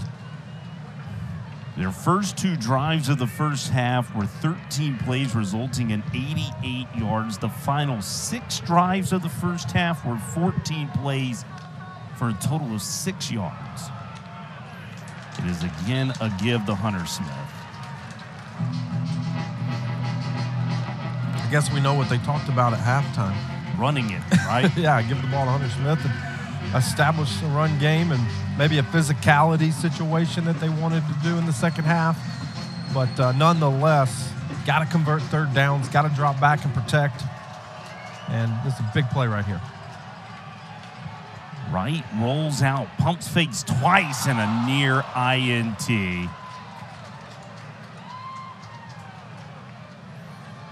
Like Markel McLaurin had his paws all over that one. Threw it behind him, rolling out to the right. See McLaurin there in the middle of the screen. Undercut, and just missed it. Had a chance for interception number 4 for this defense. They only had 5 entering today's ball game. Can really tell that mindset from the secondary. By the way, we have a scuffle happening within the Monroe bench. Some extracurricular activity taking place post-play. That was Zay Franks who had the INT earlier. Will Hall getting a little face mask. I don't know what was going on there, but sounds like, or it looked like Franks may have been pretty upset on the other sideline, getting a full jawful. So Frank's escorted off the field over to his head coach. It'll be Braxton Gilbo to punt it away. This a wobbling kick that is going to hit out of bounds. Not a good punt at all. It'll result in good field starting position for this Golden Eagle offense. And so now we saw the commitment from the Warhawks. Obviously, that was their focus within halftime. What do you believe the focus is from now Jordy Joseph, who's calling these plays today for the Southern Miss Golden Eagles, and what their mindset is going to be here in the third quarter? Yeah, I would love to see them take some shots down the field. They've had really good success with explosive plays. Challenge this secondary. Give these receivers on the outside a chance to go up and get it. And like you said, it's been a big play game for them on offense. So more of the same. Wiles begins with a zone play to Frank Gore Jr. for about half a yard. A historic first half for Frank Gore Jr. He moved into third all-time here at Southern Miss. He'd trade all those accolades for a win today, I could assure you. FGJ trying to get to the corner. Lowers his shoulder, bumped out of bounds. A little chippy early in the second half. See Frank here, just speed to the edge. He lost contain, but he's violent on the sideline. Maybe a step or so out of bounds. He put his shoulder down, but sending a message that they're Southern Miss coming out to play the second half same way they played the first. Ethan Crawford fakes the toss to Frank Gore Jr., keeps it himself. He will result in a loss of 4 on the play. Warhawks not fooled. They were prepared for the run game of Ethan Crawford. Hometown of Monroe, Louisiana. Glass Jr. getting in the backfield there for a big tackle for loss. Hometown kid. He has been all over the place today. Already a sack of Billy Wiles in this ball game as well. It is a ground game again, given to Frank Gore Jr. on 2nd and 14. The result of the play is a loss of 1. Going to set up now 3rd down and long. So a commitment to the run game out of both locker rooms. You have to think, you mentioned this word earlier today, complementary football. You got to think both staffs went into that locker room and said, we have got to find a way to really get the ground game going to help our quarterback. Yeah, and establishing the run is critical, and you can see, like you said, you can see the commitment from both teams. Pressure coming right into the face of Wiles. His pass intended for Ty Mims falls short. Good set right there for Warhawk defense with backfield penetration. Every play there on that set was pressure on the quarterback or tackle for loss. Just defensive line took over, and really nothing to do there offensively for Southern Miss. That was all Warhawk. And outside of their defensive end pressure coming off edge, they have chosen middle pressure into the face of Billy Wiles all day today. It has been sort of A to B gap type stunts right into the face of Wiles, kind of affecting his ability to step in that pocket and deliver the throw. Yeah, and really hasn't been that many called pressures. It's been created pressure by the interior defensive line.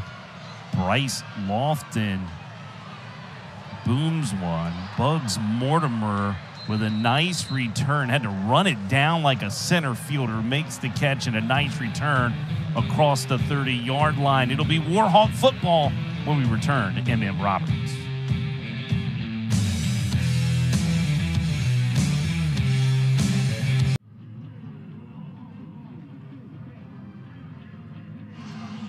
Oh, how the world circles. That's Terry Bowden, the head coach of the Louisiana Monroe Warhawks. He also wears the moniker as the quarterback camp counselor of Will Hall, who attended the Bowden family quarterback camp in the late 80s and early 90s. As a 12-year-old, Terry Bowden was actually responsible for the quarterback camp group that Will Hall participated in. They go all the way back to that time as friends and obviously as a mentor, then teaching Will Hall the position of quarterback, in which he went on to play and be a star at the Division II level, did Will Hall. It's so cool how football kind of cycles back through those events. Here's a quick out caught by Darian Wiley. Had a couple catches early, and Wiley will take it in for the score. Not a flag on the field, and Jaya Wright comes out and connects to Wiley.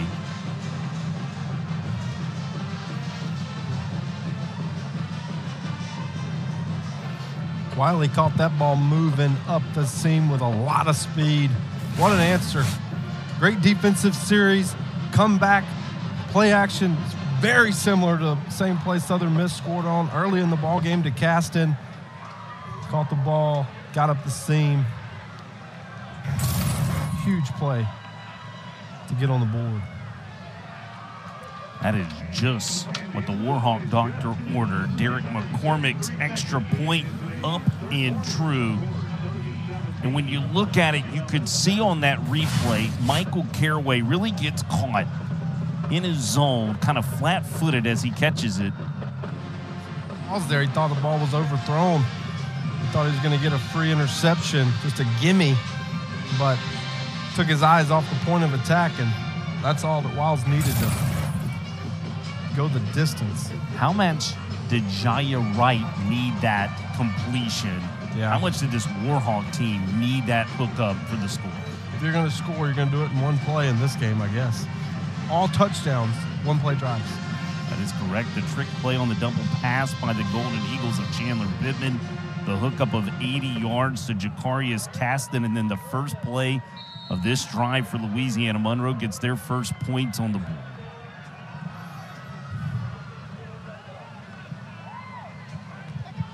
It'll be Antavius Willis from his 14.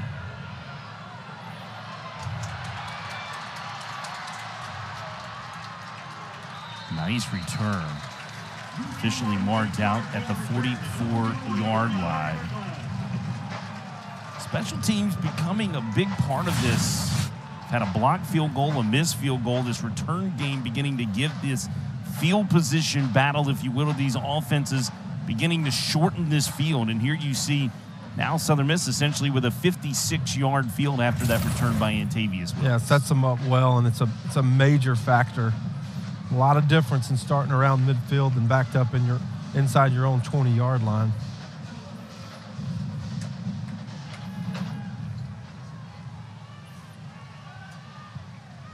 Wiles has completed 44% of his passes today. Swings this out, one-handed grab. Frank Gore Jr. bounces outside. They ran that play on their opening drive of the football game today. Yeah, great job here by Frank Gore. Watch him set up this block, giving shoulder to the inside. Boom. 16 jumps inside, and Frank goes outside. Great job on the edge. Wiles moving around in the pocket, throws downfield wide, errant of his intended target of Ty Mims. Ty double covered in the secondary there, so not a lot of places to put the football. Could have been another decision by Wiles, right? As wide as that pass was, maybe he was choosing to get that ball out. Of course, the only way we'd ever know is to ask him at the moment. But certainly not forcing it into the double coverage. Yeah, he didn't have anywhere to throw that ball. Nice job getting rid of it. Oh. It is a give to Frank Gore Jr. And, mama, there goes that man, Kennard Snyder, with another TFL. He had 2.5 of them last week against Arkansas State. Just unblocked again. We know that. You got to get hands on him. If you don't, he's going to create havoc in the backfield. That he has. And we are at that momentum moment of this football game, Austin. It's shifted for sure. Warhawks get a one-play score. Really, if you think about their last 2 defensive drives, sets has been dominating. Bryce Lofton going to try to knock it dead. He does. Right at the 17-yard line. It'll be Jaya Wright and company coming back onto the field when we come back after this break.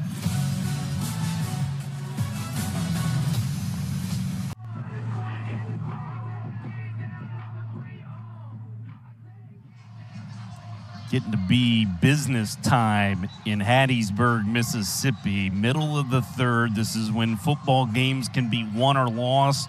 There were moments last week where I felt Southern Miss, even late in that ball game, I get they had a 10-point lead, but it felt like in the third quarter, it was App State beginning to gain just a little bit of control of that football game, enough that they were able to wrestle it away from the Golden Eagles. The same could be said for the Warhawks against Arkansas State. They had a couple of touchdowns, 3 to be exact, called back by penalties. One of those happened in the third quarter for the Warhawks, and you just felt at that moment they were losing grip on the football game. If the Golden Eagles are going to continue to win this game, to me, this is a must-stop situation here. The Warhawks just hit you on a one-play drive for a score.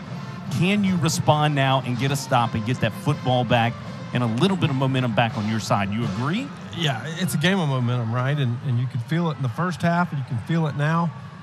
And it all comes down to a few plays here and there, but momentum can flip quickly, and you can feel it in the stadium when it happens. A big hit by Markel McLaurin. He's made a couple of big-time plays already. Had a PBU earlier on the dive in front by Jaya Wright on a pass. You see what they've done on third downs this season, just 2 of 8 today. They are 0 for their last 6 as Louisiana-Monroe, facing a 3rd and 7 here.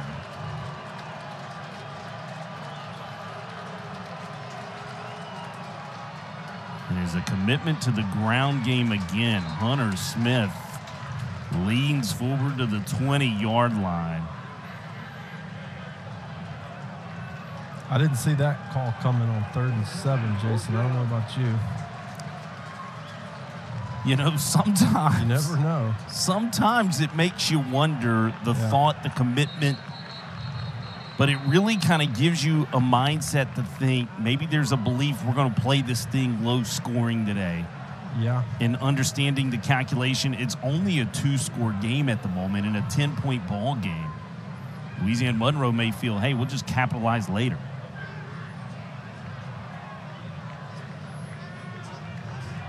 Where this is going to be post-play. This will be a dead ball, unsportsmanlike penalty. That'll be on Markel McLaurin.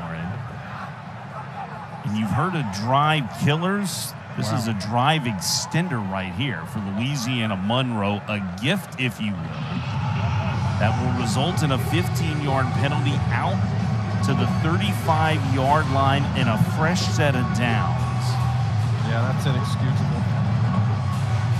You hate to see that when you get off. The 15-yard penalty was for unsportsmanlike conduct against number 14 of the defense, automatic first down. You know, penalties within the It's number 14's first unsportsmanlike conduct foul of the game. Holding and pass interference, those things are going to happen, but the extracurricular after the play drives coaches crazy, extends drives, and ultimately loses games. So that's a tough break and a great break for this Warhawk team. Want to give credit where credit's due. They correct. That was not on Markel McLaurin. That was on Zay Franks, his first unsportsmanlike of the game. That's significant. You have 2 in college football.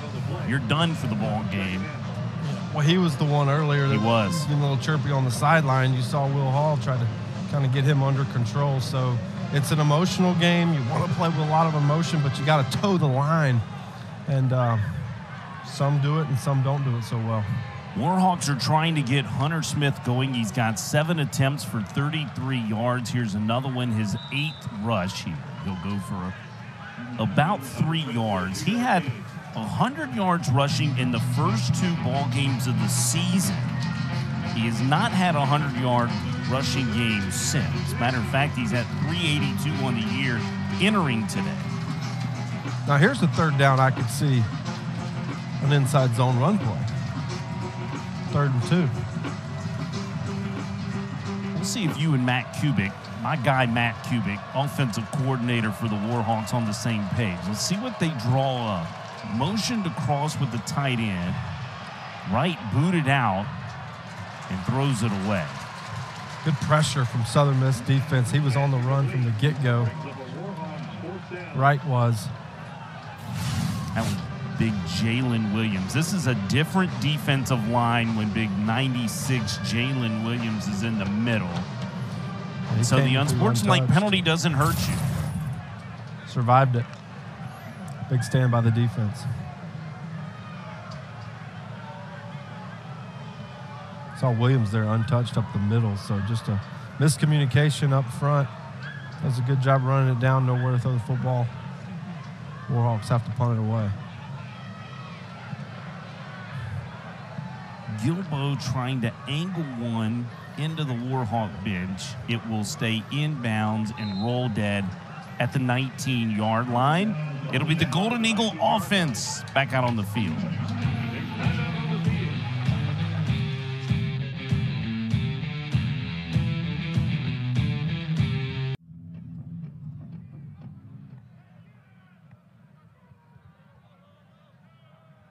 Got ourselves a football game here in Hattiesburg, Mississippi this afternoon. 17-7 Golden Eagles on top by 10.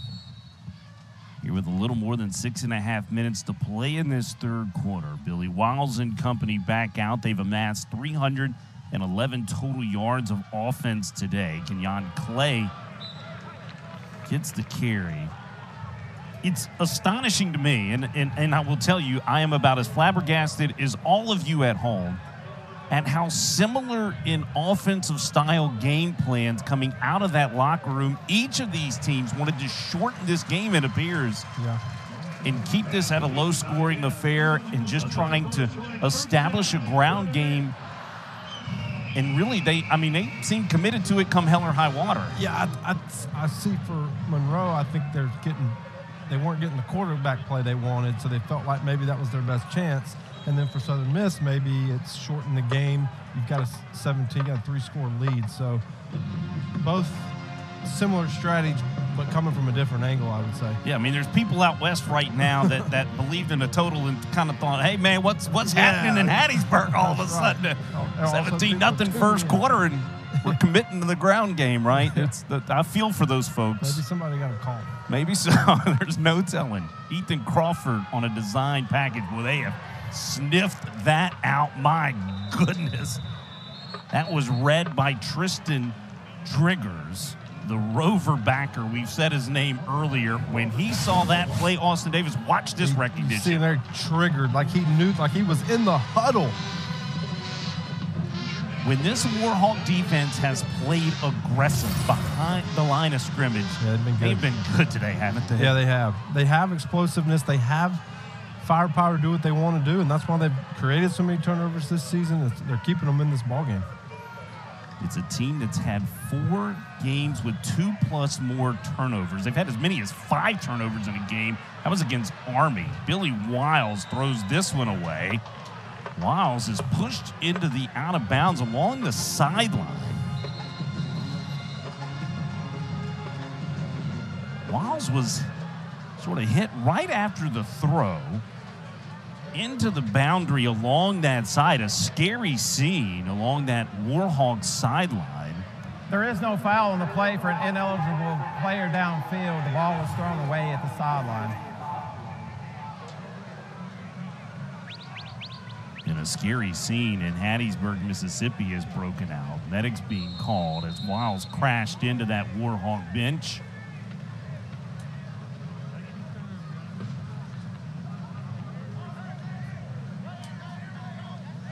Yeah, not a good scene here. We hope for the best, but we'll be back with more. Situation now calls for it. We'll be back with more football when we come back.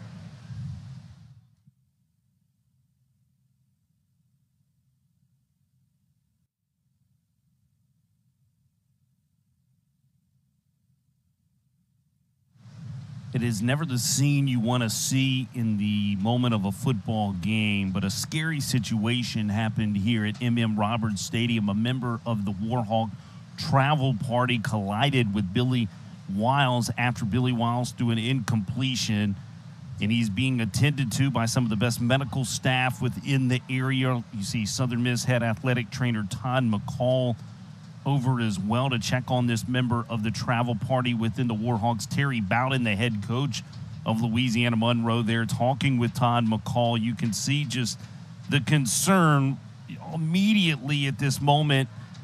Your attention goes to this member of their staff, and you just put your thoughts, your prayers, your concerns for this gentleman and your care for this football game aside at the moment, to just hope that all is okay. You see him being stabilized.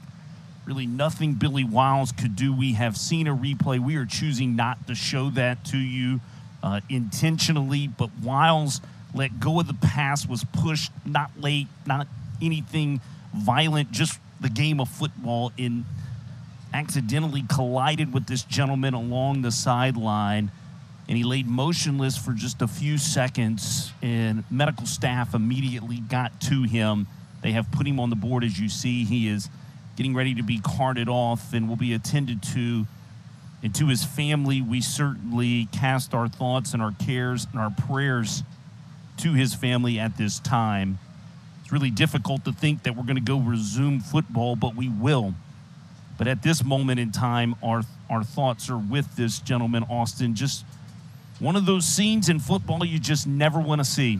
And unfortunately, we're having to witness it this afternoon. Yeah, our thoughts will go out to him and his family, and hope everything's okay. You hope that it's just precautionary. Anytime, you get a shot to the head, you just want to be safe. We hope for the best.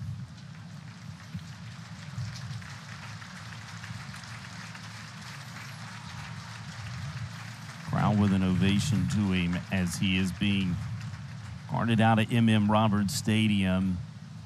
Time and time again, you see guys carted off the field, and they come back okay, because these medical teams are trained professionals. They're trained to put the headset on, not let the head or neck area move. And again, it's all training. They know what they're doing, and like I said, we hope for the best. Absolutely. There is football left to be played here. That was a third down pass that fell incomplete. At this moment in time, it really just feels irrelevant. Southern Miss will come on to punt it away.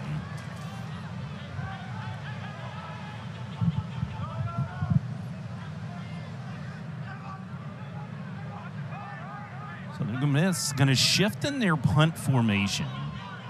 It is 4th down and 9. Bugs Mortimer is back to receive. Louisiana-Monroe was coming after the punt.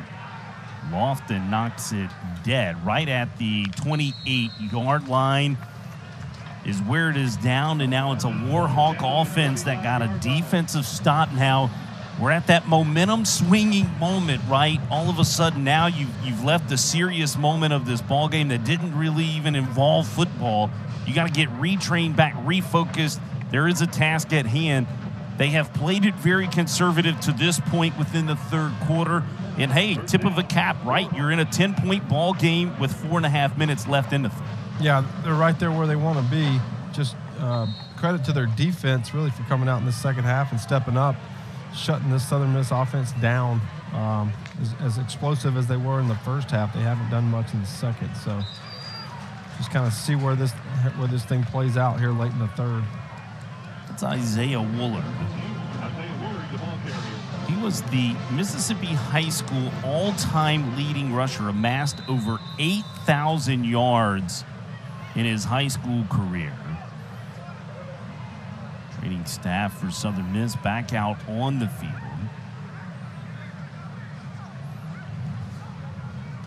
You see Will Hall out to tend to his player as well. Couldn't identify as he was in the midst of the middle of the pile.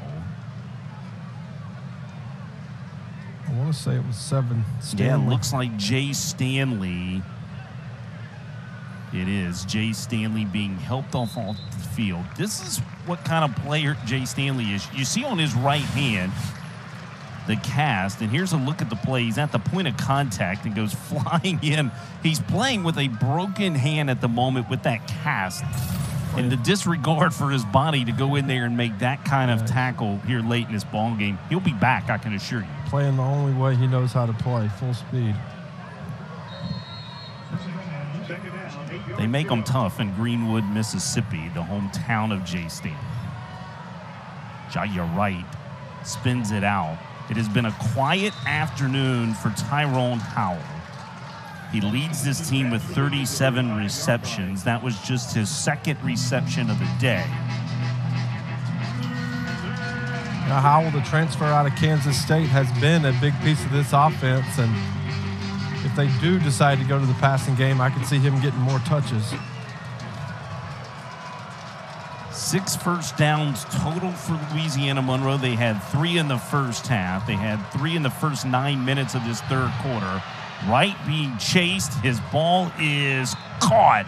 Going down was Bud Tolbert, the Middle Tennessee transfer, has the reception for the first down. Now, this is an excellent catch on the sideline. Newsom running him down, and what a spot to put the ball in. What a grab. Tolbert knew it when he had it. Great play and a big shift. Louisiana-Monroe had missed on their last 9 consecutive passes prior to that completion. Wright taking a shot, and it is tipped away. Michael Caraway Jr. got his hand on it to bat it away.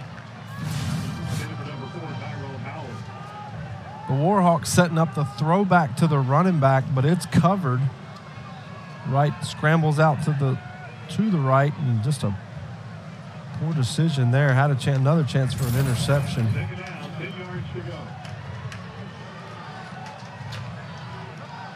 Second down and 10. It is Galloway banging forward out to the 48-yard line. That's making something out of nothing for Bennett Galloway. To make it a 3rd and 5. Galloway in space here. Put his hand to the turf. Kind of wiggles forward. A first down for Louisiana-Monroe, and all of a sudden now Galloway kind of a little change of pace from Hunter Smith. Yeah, Warhawks going fast, getting set up. 3 receivers up top, tight end. We'll hurry up to slow down, get the best play called. It is a 6-man box right now for this Golden Eagle defense. Trickeration, Jaya Wright, he can do this. He is a guy who can run. Terry Bowden says you have to rein him in sometimes. He does not want to hit a knee and slide. He would rather put that shoulder into the defender. Fake reverse, Wright keeps it just enough to hold the Southern Miss defense for a good gain. Quick out, caught by a tight end for the first time today. Nolan Quinlan gets targeted. He receives that pass. He had 3 catches for 63 yards and a touchdown last week. Yeah, a little slant flat. Pick it up, put it down. Good job by Wright getting it out quickly. Tight end gets north. And putting together a pretty good drive here. Wright's completed over 54% of his passes on the season. He's passed for over now 800 yards on the year. False start. Offense number 72, 5-yard penalty, first down. We saw Southern Miss with one of these early in the first half. I described it then as a drive killer. It negated the drive for the Golden Eagles. A false start pre-snap penalty. You're in rhythm, you're staying ahead of the change, and all of a sudden, a 5-yard penalty, while minute as it may seem in this game, AD, all of a sudden now you're looking at 1st and 15. Yeah, Wilkins just going a little early there at left tackle. Sets him up 1st and 15. Wright hooks up Tyrone Howell with his 3rd reception, and a big one at that of 16 yards. Warhawk first down. Play action, dig right. See Dylan Lawrence step up to play the run. Receiver gets in behind him. Red zone time for this Warhawk offense. They had a streak of 7 straight trips to the red zone snapped earlier on a missed field goal.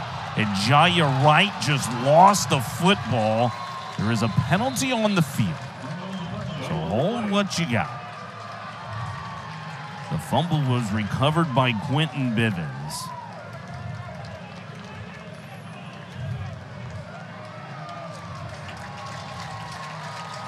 This is a Golden Eagle defense that believes it's going against the offense of Louisiana-Monroe. Holding. Offense number 55. Penalty is declined. The result of the play is a fumble recovered by the defense. First down. Take a look at the replay here. Right on the quarterback keeper. Tries to cut it back. Looks like Carr Jr. got his hand in there. He knew it the whole way. Big turnover for this Southern Miss defense, right as you could feel the Warhawks getting back in it. Chance to cut it to one score, and bang, just like that. Football is a funny game, Austin Davis. We've seen a streak of 7 straight trips to the red zone stop today for the Warhawks on a missed field goal. That is their first turnover inside the red zone all year. It is a give to Frank Gore Jr. He is ridden down from behind. That's Aiden Huntington. The Golden Eagles with their 4th turnover in a ball game, a season high, and that turnover was big. And the Golden Eagle offense to come back onto the field when we start the 4th quarter.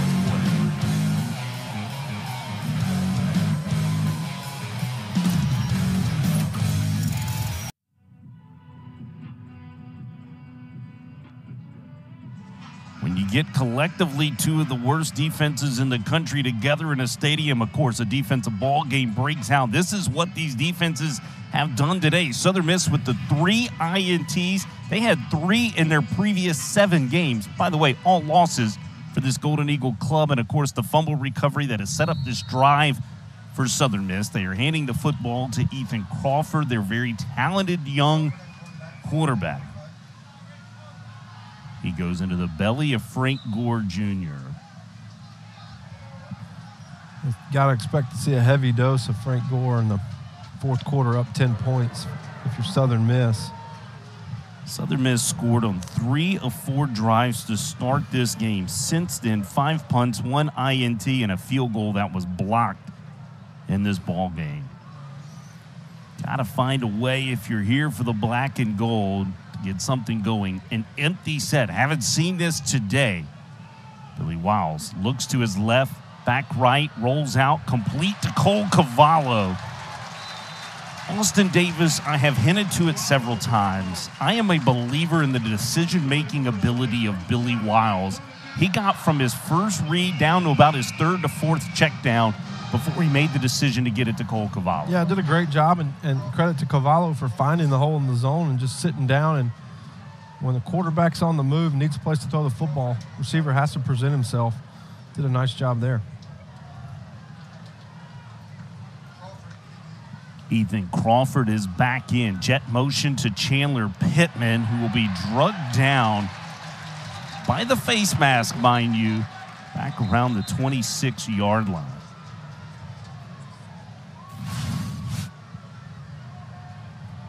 Right there, just got that right hand in there underneath the face mask, and that'll move them up.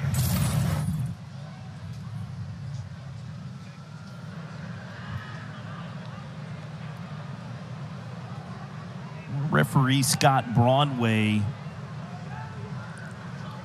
believe they're trying to make the determination whether it's the 5 or the 15-yard variety.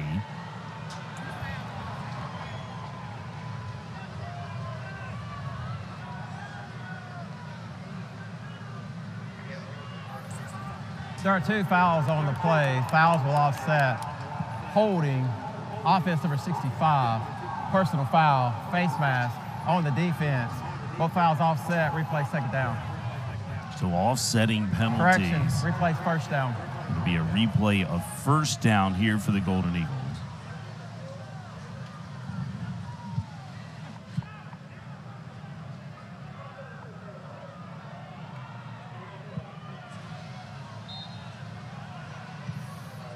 Crawford stays in. It's been a little more of a package today for Ethan Crawford.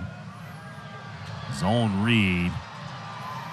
Straight ahead. That's what he can give you, right, Austin? Across the 45, out to the 47-yard line. That quick burst, and you can see the energy from him. You see Frank grab him, tell him to calm down. Calm down, young guy. Just next play. Nice job, zone read. Beats the defensive end and with a nice game. You could see him smiling through the face mask. That was classic. Late on the give, but he gives it to Frank Gore Jr. That was the right call, believe it or not, and he gets it across the 50 to Frank Gore Jr., who is creeping up on a 100-yard performance.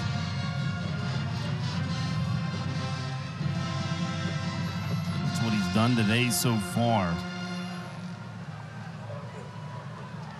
Yeah, Frank's sneaky getting those 100-yard games, right? You keep giving it to him, keeps getting 3 or 4 yards a carry. He'll break 1 or 2, but seems to always get his yards. Ethan Crawford busted outside. There is a penalty flag.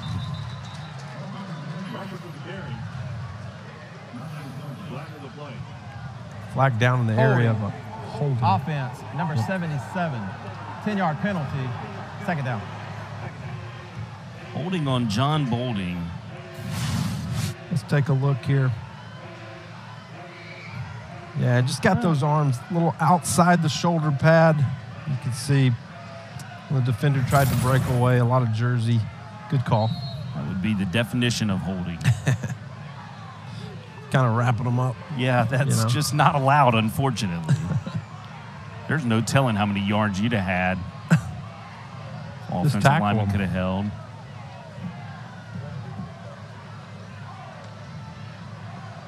Design run. Ethan Crawford has space. Not going down either. He got late pushing and shoving after the play. Down in the secondary area between Latrell Jones and a member of that Warhawks secondary. There was 2 pushes. Let's see if they got the first or the second offender. Boy, it's always that second offender, isn't it? It's always him. I think he caught the first one. The real question is whether Jones was the After the play was over, personal foul, unnecessary roughness, defense number 7, 15-yard Caught penalty. the first. Automatic first down. There was definitely 2 shoves. Harlan Vigors, a big-time playmaker, blocked a punt against Lamar in the second game of the season. He's had a quiet afternoon. You see him and Latrell Jones in the background on your screen. They got him for the shove of the back to Latrell Jones. Staying with Crawford is Jordy Joseph at the moment. Trips to the top side of the formation. Certainly more designed quarterback runs for Crawford. Quarterback power, zone read, kind of fitting into what he does best. He was trying to cut it back outside. See, kind of patting to his chest, indicating maybe he made the wrong mistake, wrong cut there. That was designed quarterback power, by the way. Yeah, just, again, typical young player, probably trying to do a little too much. Play's not there, trying to bounce it outside.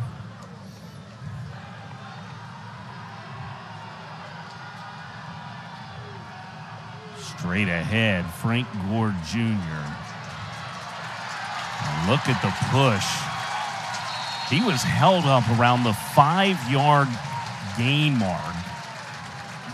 He is sitting at the 12-yard gain mark now with a 12-yard rush, over 100 yards for the afternoon for this man. Good double team at the point of attack. Can't go wrong. Handing it off to Frank Gore.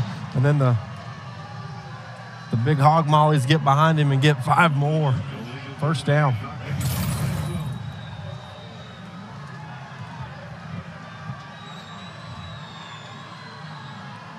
Crawford, a check with me to the sideline.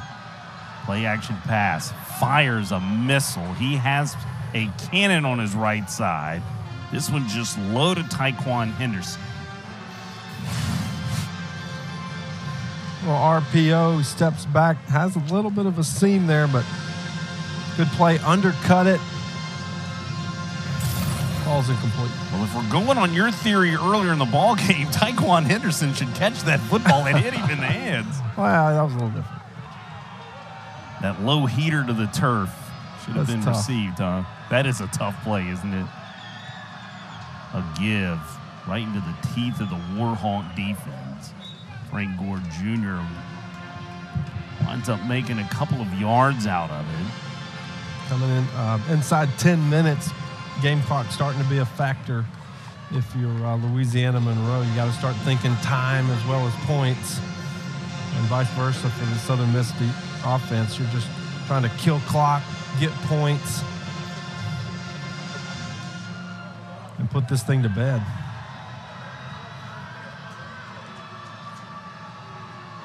Wiles back in along with Kenyon Clay. Man coverage across the board. See what Wiles chooses to do. He's going out the back door, and there is nobody home. Billy Wiles will step out of bounds at the 4. Man-to-man coverage, 2 high safeties, no one there for the quarterback. All he's got to do is break contain. Felt like the entire stadium said run as soon as he broke the pocket.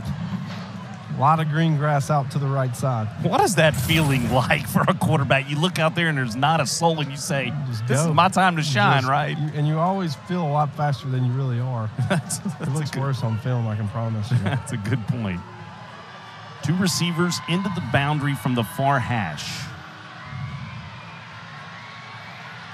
Ethan Crawford, they're going to give him forward progress down near the 2-yard line.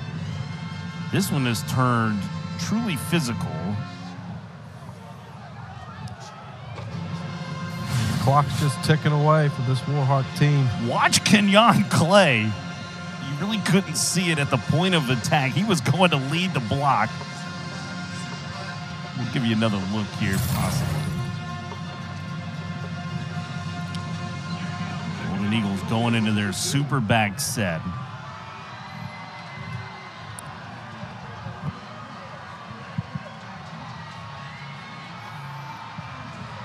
Play clock down to 2.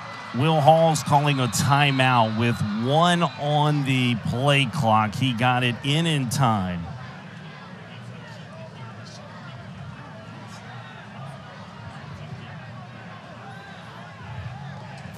Watch this from this angle. Watch Kenyon Clay 5.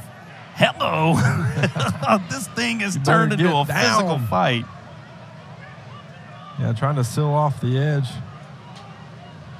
Gotta wake up. That's grown man football right there, correct? Power, quarterback power. Yeah, he did. He did his job. He just took a beating. Boy, my goodness. I think both teams they're first. 30 hit that emphasis to the ground game right, and it's sort of turned into this defensive, low-scoring, physical kind of grind fest, right? And now you've got a second down, goal to go from the 2-yard line, decision time for Will Hall. What's happening inside that Golden Eagle offensive huddle at the moment? Yeah, I think the best part for Southern Miss is it's just eating clock the way both teams are playing. If you're Louisiana Monroe, you just can't turn it over. Had a good drive going earlier and had a chance to punch it in, but, you know. And on the other sideline for Terry Bowden, I said to you in the commercial break earlier, this was the game-type drive for Southern Miss. If you're the Warhawks, you need some form of stop, something here to swing this back to your side, correct? Yeah, you got to get something done right here inside the 3-yard line. You hope for the best, but if you're Southern Miss, you want to punch this thing in and take total control. See what they choose to do. They had lined up in a super back formation. They will do that here. It will be Frank Gore Jr. in the shotgun with 2 blockers in front of him. Little hesitation. Just kind of knifes his way to the 1. Frank Gore Jr. is well-versed in this formation. He got a heavy dose of this within his redshirted freshman campaign. Will Hall's first year here implementing this superback style offense, really due to a lackluster quarterback play. Going to see it again here on third down, and Frank Gore Jr. is into the end zone. He's had his 12th career 100-yard rushing game. He moved into 3 all-time at Southern Miss in career rushing yards, and he has found the end zone for the first time today. Frank's having a little fun down there, isn't he? It looks like he's trying to give the UL-Monroe defender a high five. I'm sure he didn't appreciate that. But there's no question what Southern Miss is doing when they're getting in the super back inside the 5. It's Frank Gore. It's super back up the middle, and just powered their way in their end zone.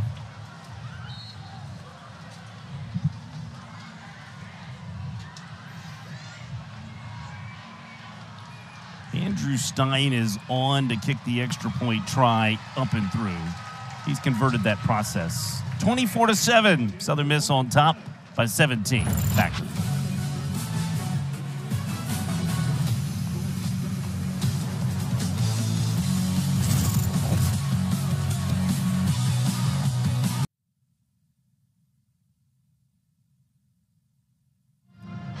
In the Pine Belt, they know Frank Gore Jr. Worldwide, they know Frank Gore Sr. That's the NFL's 3rd all-time leading rusher. Frank Gore Sr. here to see his son move into history today at Southern Miss, the 3rd all-time leading rusher in the history at the University of Southern Mississippi. Salute to the Franks. Just great people, aren't they? Good football family, and you mentioned early in the broadcast, but Frank Gore Jr. has been all Southern Miss since the day he walked on campus. He's really never wavered. He hasn't had probably the team success that he had hoped for throughout his career, but his commitment and what he's done for this university doesn't go unnoticed. If you're fortunate enough to know Frank Gore Jr., you know what I'm fixing to say. He's never approached a day with a bad day philosophy. He welcomes a smile each and every day into practice. He is as engaging of a young man as you'll find. If you don't believe me, ask every 7 to about 11-year-old within the M.M. Roberts Stadium how much they love Frank Gore Jr. He is as first class as they come. He's a guy that deserves every accolade that's ever been poured on him here at Southern Miss. Kudos for him. That was a big drive just a moment ago, 14-play drive. That's the second 14-play drive this season for the Southern Miss Golden Eagles. Both of them were capped off for Frank Gore Jr. touchdowns, 1 receiving, 1 rushing on this season. And Jaya Wright's first pass on first down might have been tipped at the line of scrimmage. Like Eric Thomas got a hand up, knocked it down, rushing off the edge. Southern Miss got their first score in their last 8 drives, and it was a big one. And Josh Ratcliffe has just come up with a big sack on Jaya Wright.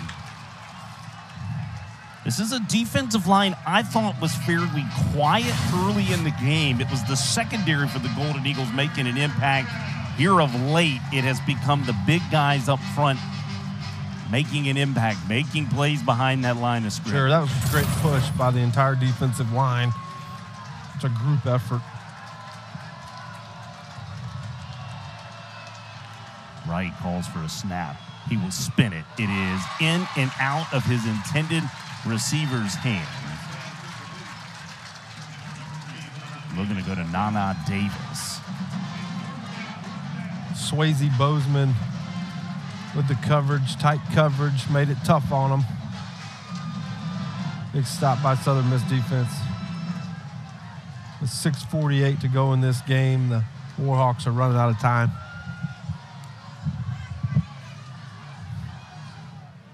They're going to be forced to punt it away, mainly due to the location and proximity on the field at this moment. You just can't simply take the gamble at this point with 6:48 left. Gilbo will punt it away. Ty Mims looking for a return. He will slip down. Turf Monster with a tackle at the 39. It'll be the Golden Eagle offense back out on the field when we return.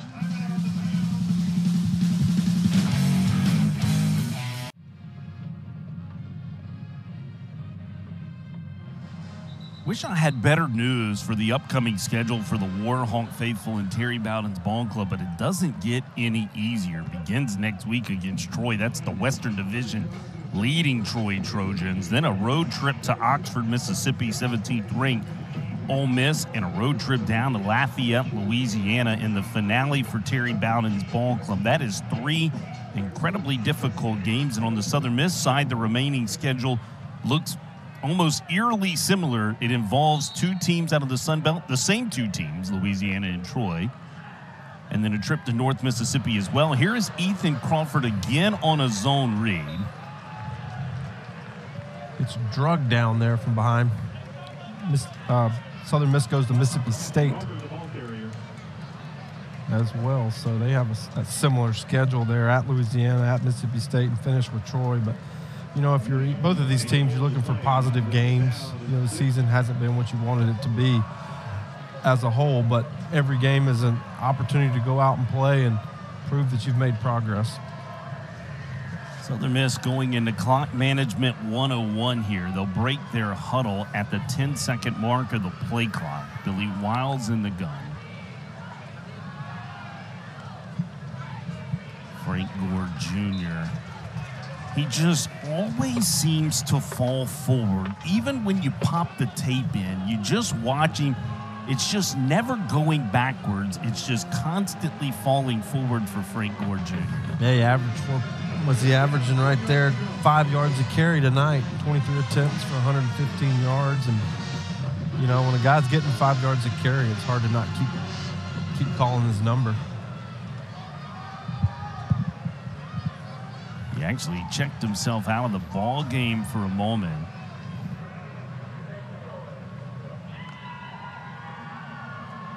Keon Clay trying to get out the back door, has inside the 25. All 220-plus pounds of him. Another red zone opportunity for the Southern Miss Golden Eagles. Good job just staying patient. Good young player for the Southern Miss team. Storied tradition here at running back. We've obviously talked a lot about Frank Gore, Damian Fletcher, Sammy Winder. The list goes on and on. The great backs of this team and this university.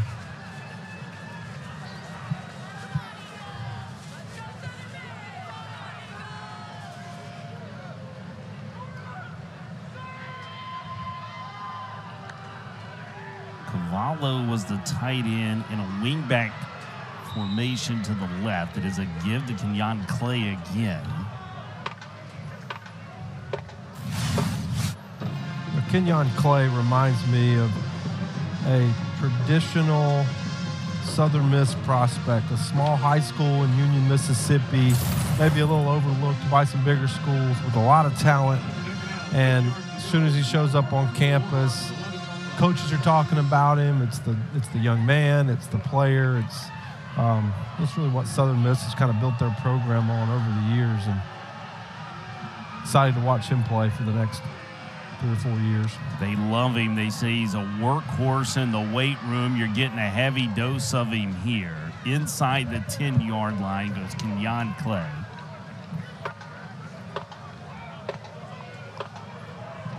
You see Southern Miss working this clock.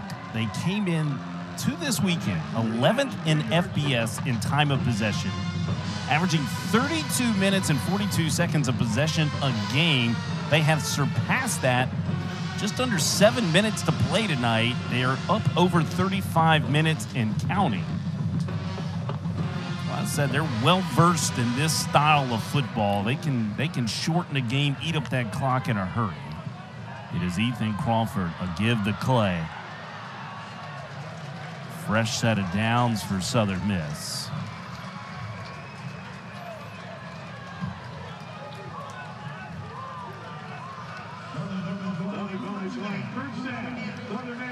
You know, I like the zone read game with Crawford. It adds another element. When you've got a quarterback that can really pull it and go and hurt you, it creates an extra gap, and it seems like they've really leaned on it here in the second half with Ethan Crawford, and really got 2 great runners in the backfield at all times.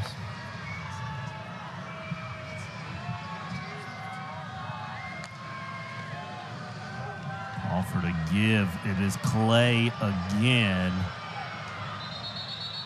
He is going to be held up near the 1-yard line to kind of put a point of emphasis on at the time of possession. Would you like to know how much time possessed for the Warhawks in this fourth quarter? It's 59 seconds. They don't have a minute worth of possessing of the offensive football. It's hard to gain quarter. yards in 59 seconds. It's extremely hard at that. Yeah, but that's the game within the game. You mentioned the complementary football we've been talking about. It all goes hand in hand. Creating turnovers, playing good defense. A football team has to play as one, and sometimes with the other side of the ball, shortcomings can really show up on the other side and vice versa. So, Southern Miss put together a complete game tonight and gave herself the best chance to win. They had the one interception down in the end zone with Billy Wiles, but then created 4 turnovers, and that's really the difference in this ball game has been the turnovers. They created 4 and only gave up 1. Won the turnover battle +3, obviously won the time of possession, and found a way to get a much-needed win at home. And don't look now, but Frank Gore Jr. getting going. He had 247 yards rushing a week ago. That was second best total in all of the FBS. And then, of course, he has had 24 rushing attempts, 131 yards today, and a touchdown. Southern Miss, they're second. We'll take our final break tonight. We'll return to M.M. Roberts Stadium. It's 24-7, Southern Miss on top.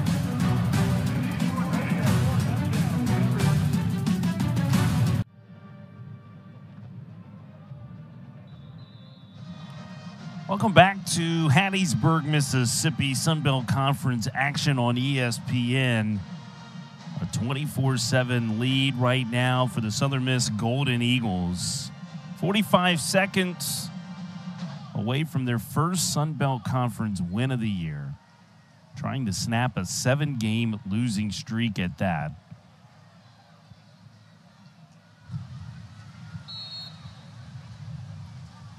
It is 3rd and goal from the 3. You see the victory formation.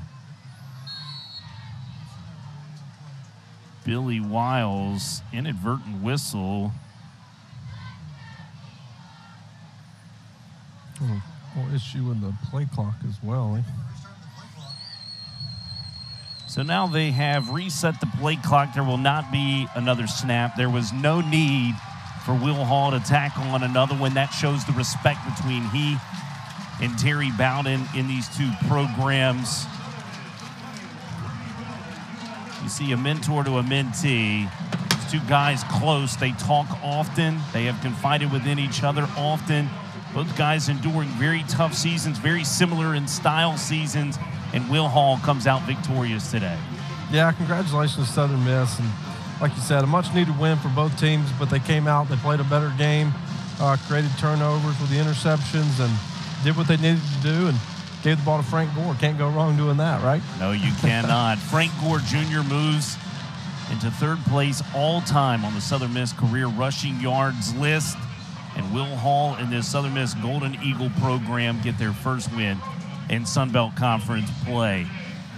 For my color analyst, Austin Davis, for our statistician, Marty Wyndham, a special shout-out thank you to the Media Relations Department at Southern Miss and Jack Duggan in particular. We thank you for being a part of this broadcast today. Again, the final score for the final time. Southern Miss wins it over Louisiana-Monroe, 24-7. We remind you all games airing on the ESPN networks are archived on the ESPN app. Good night, everyone.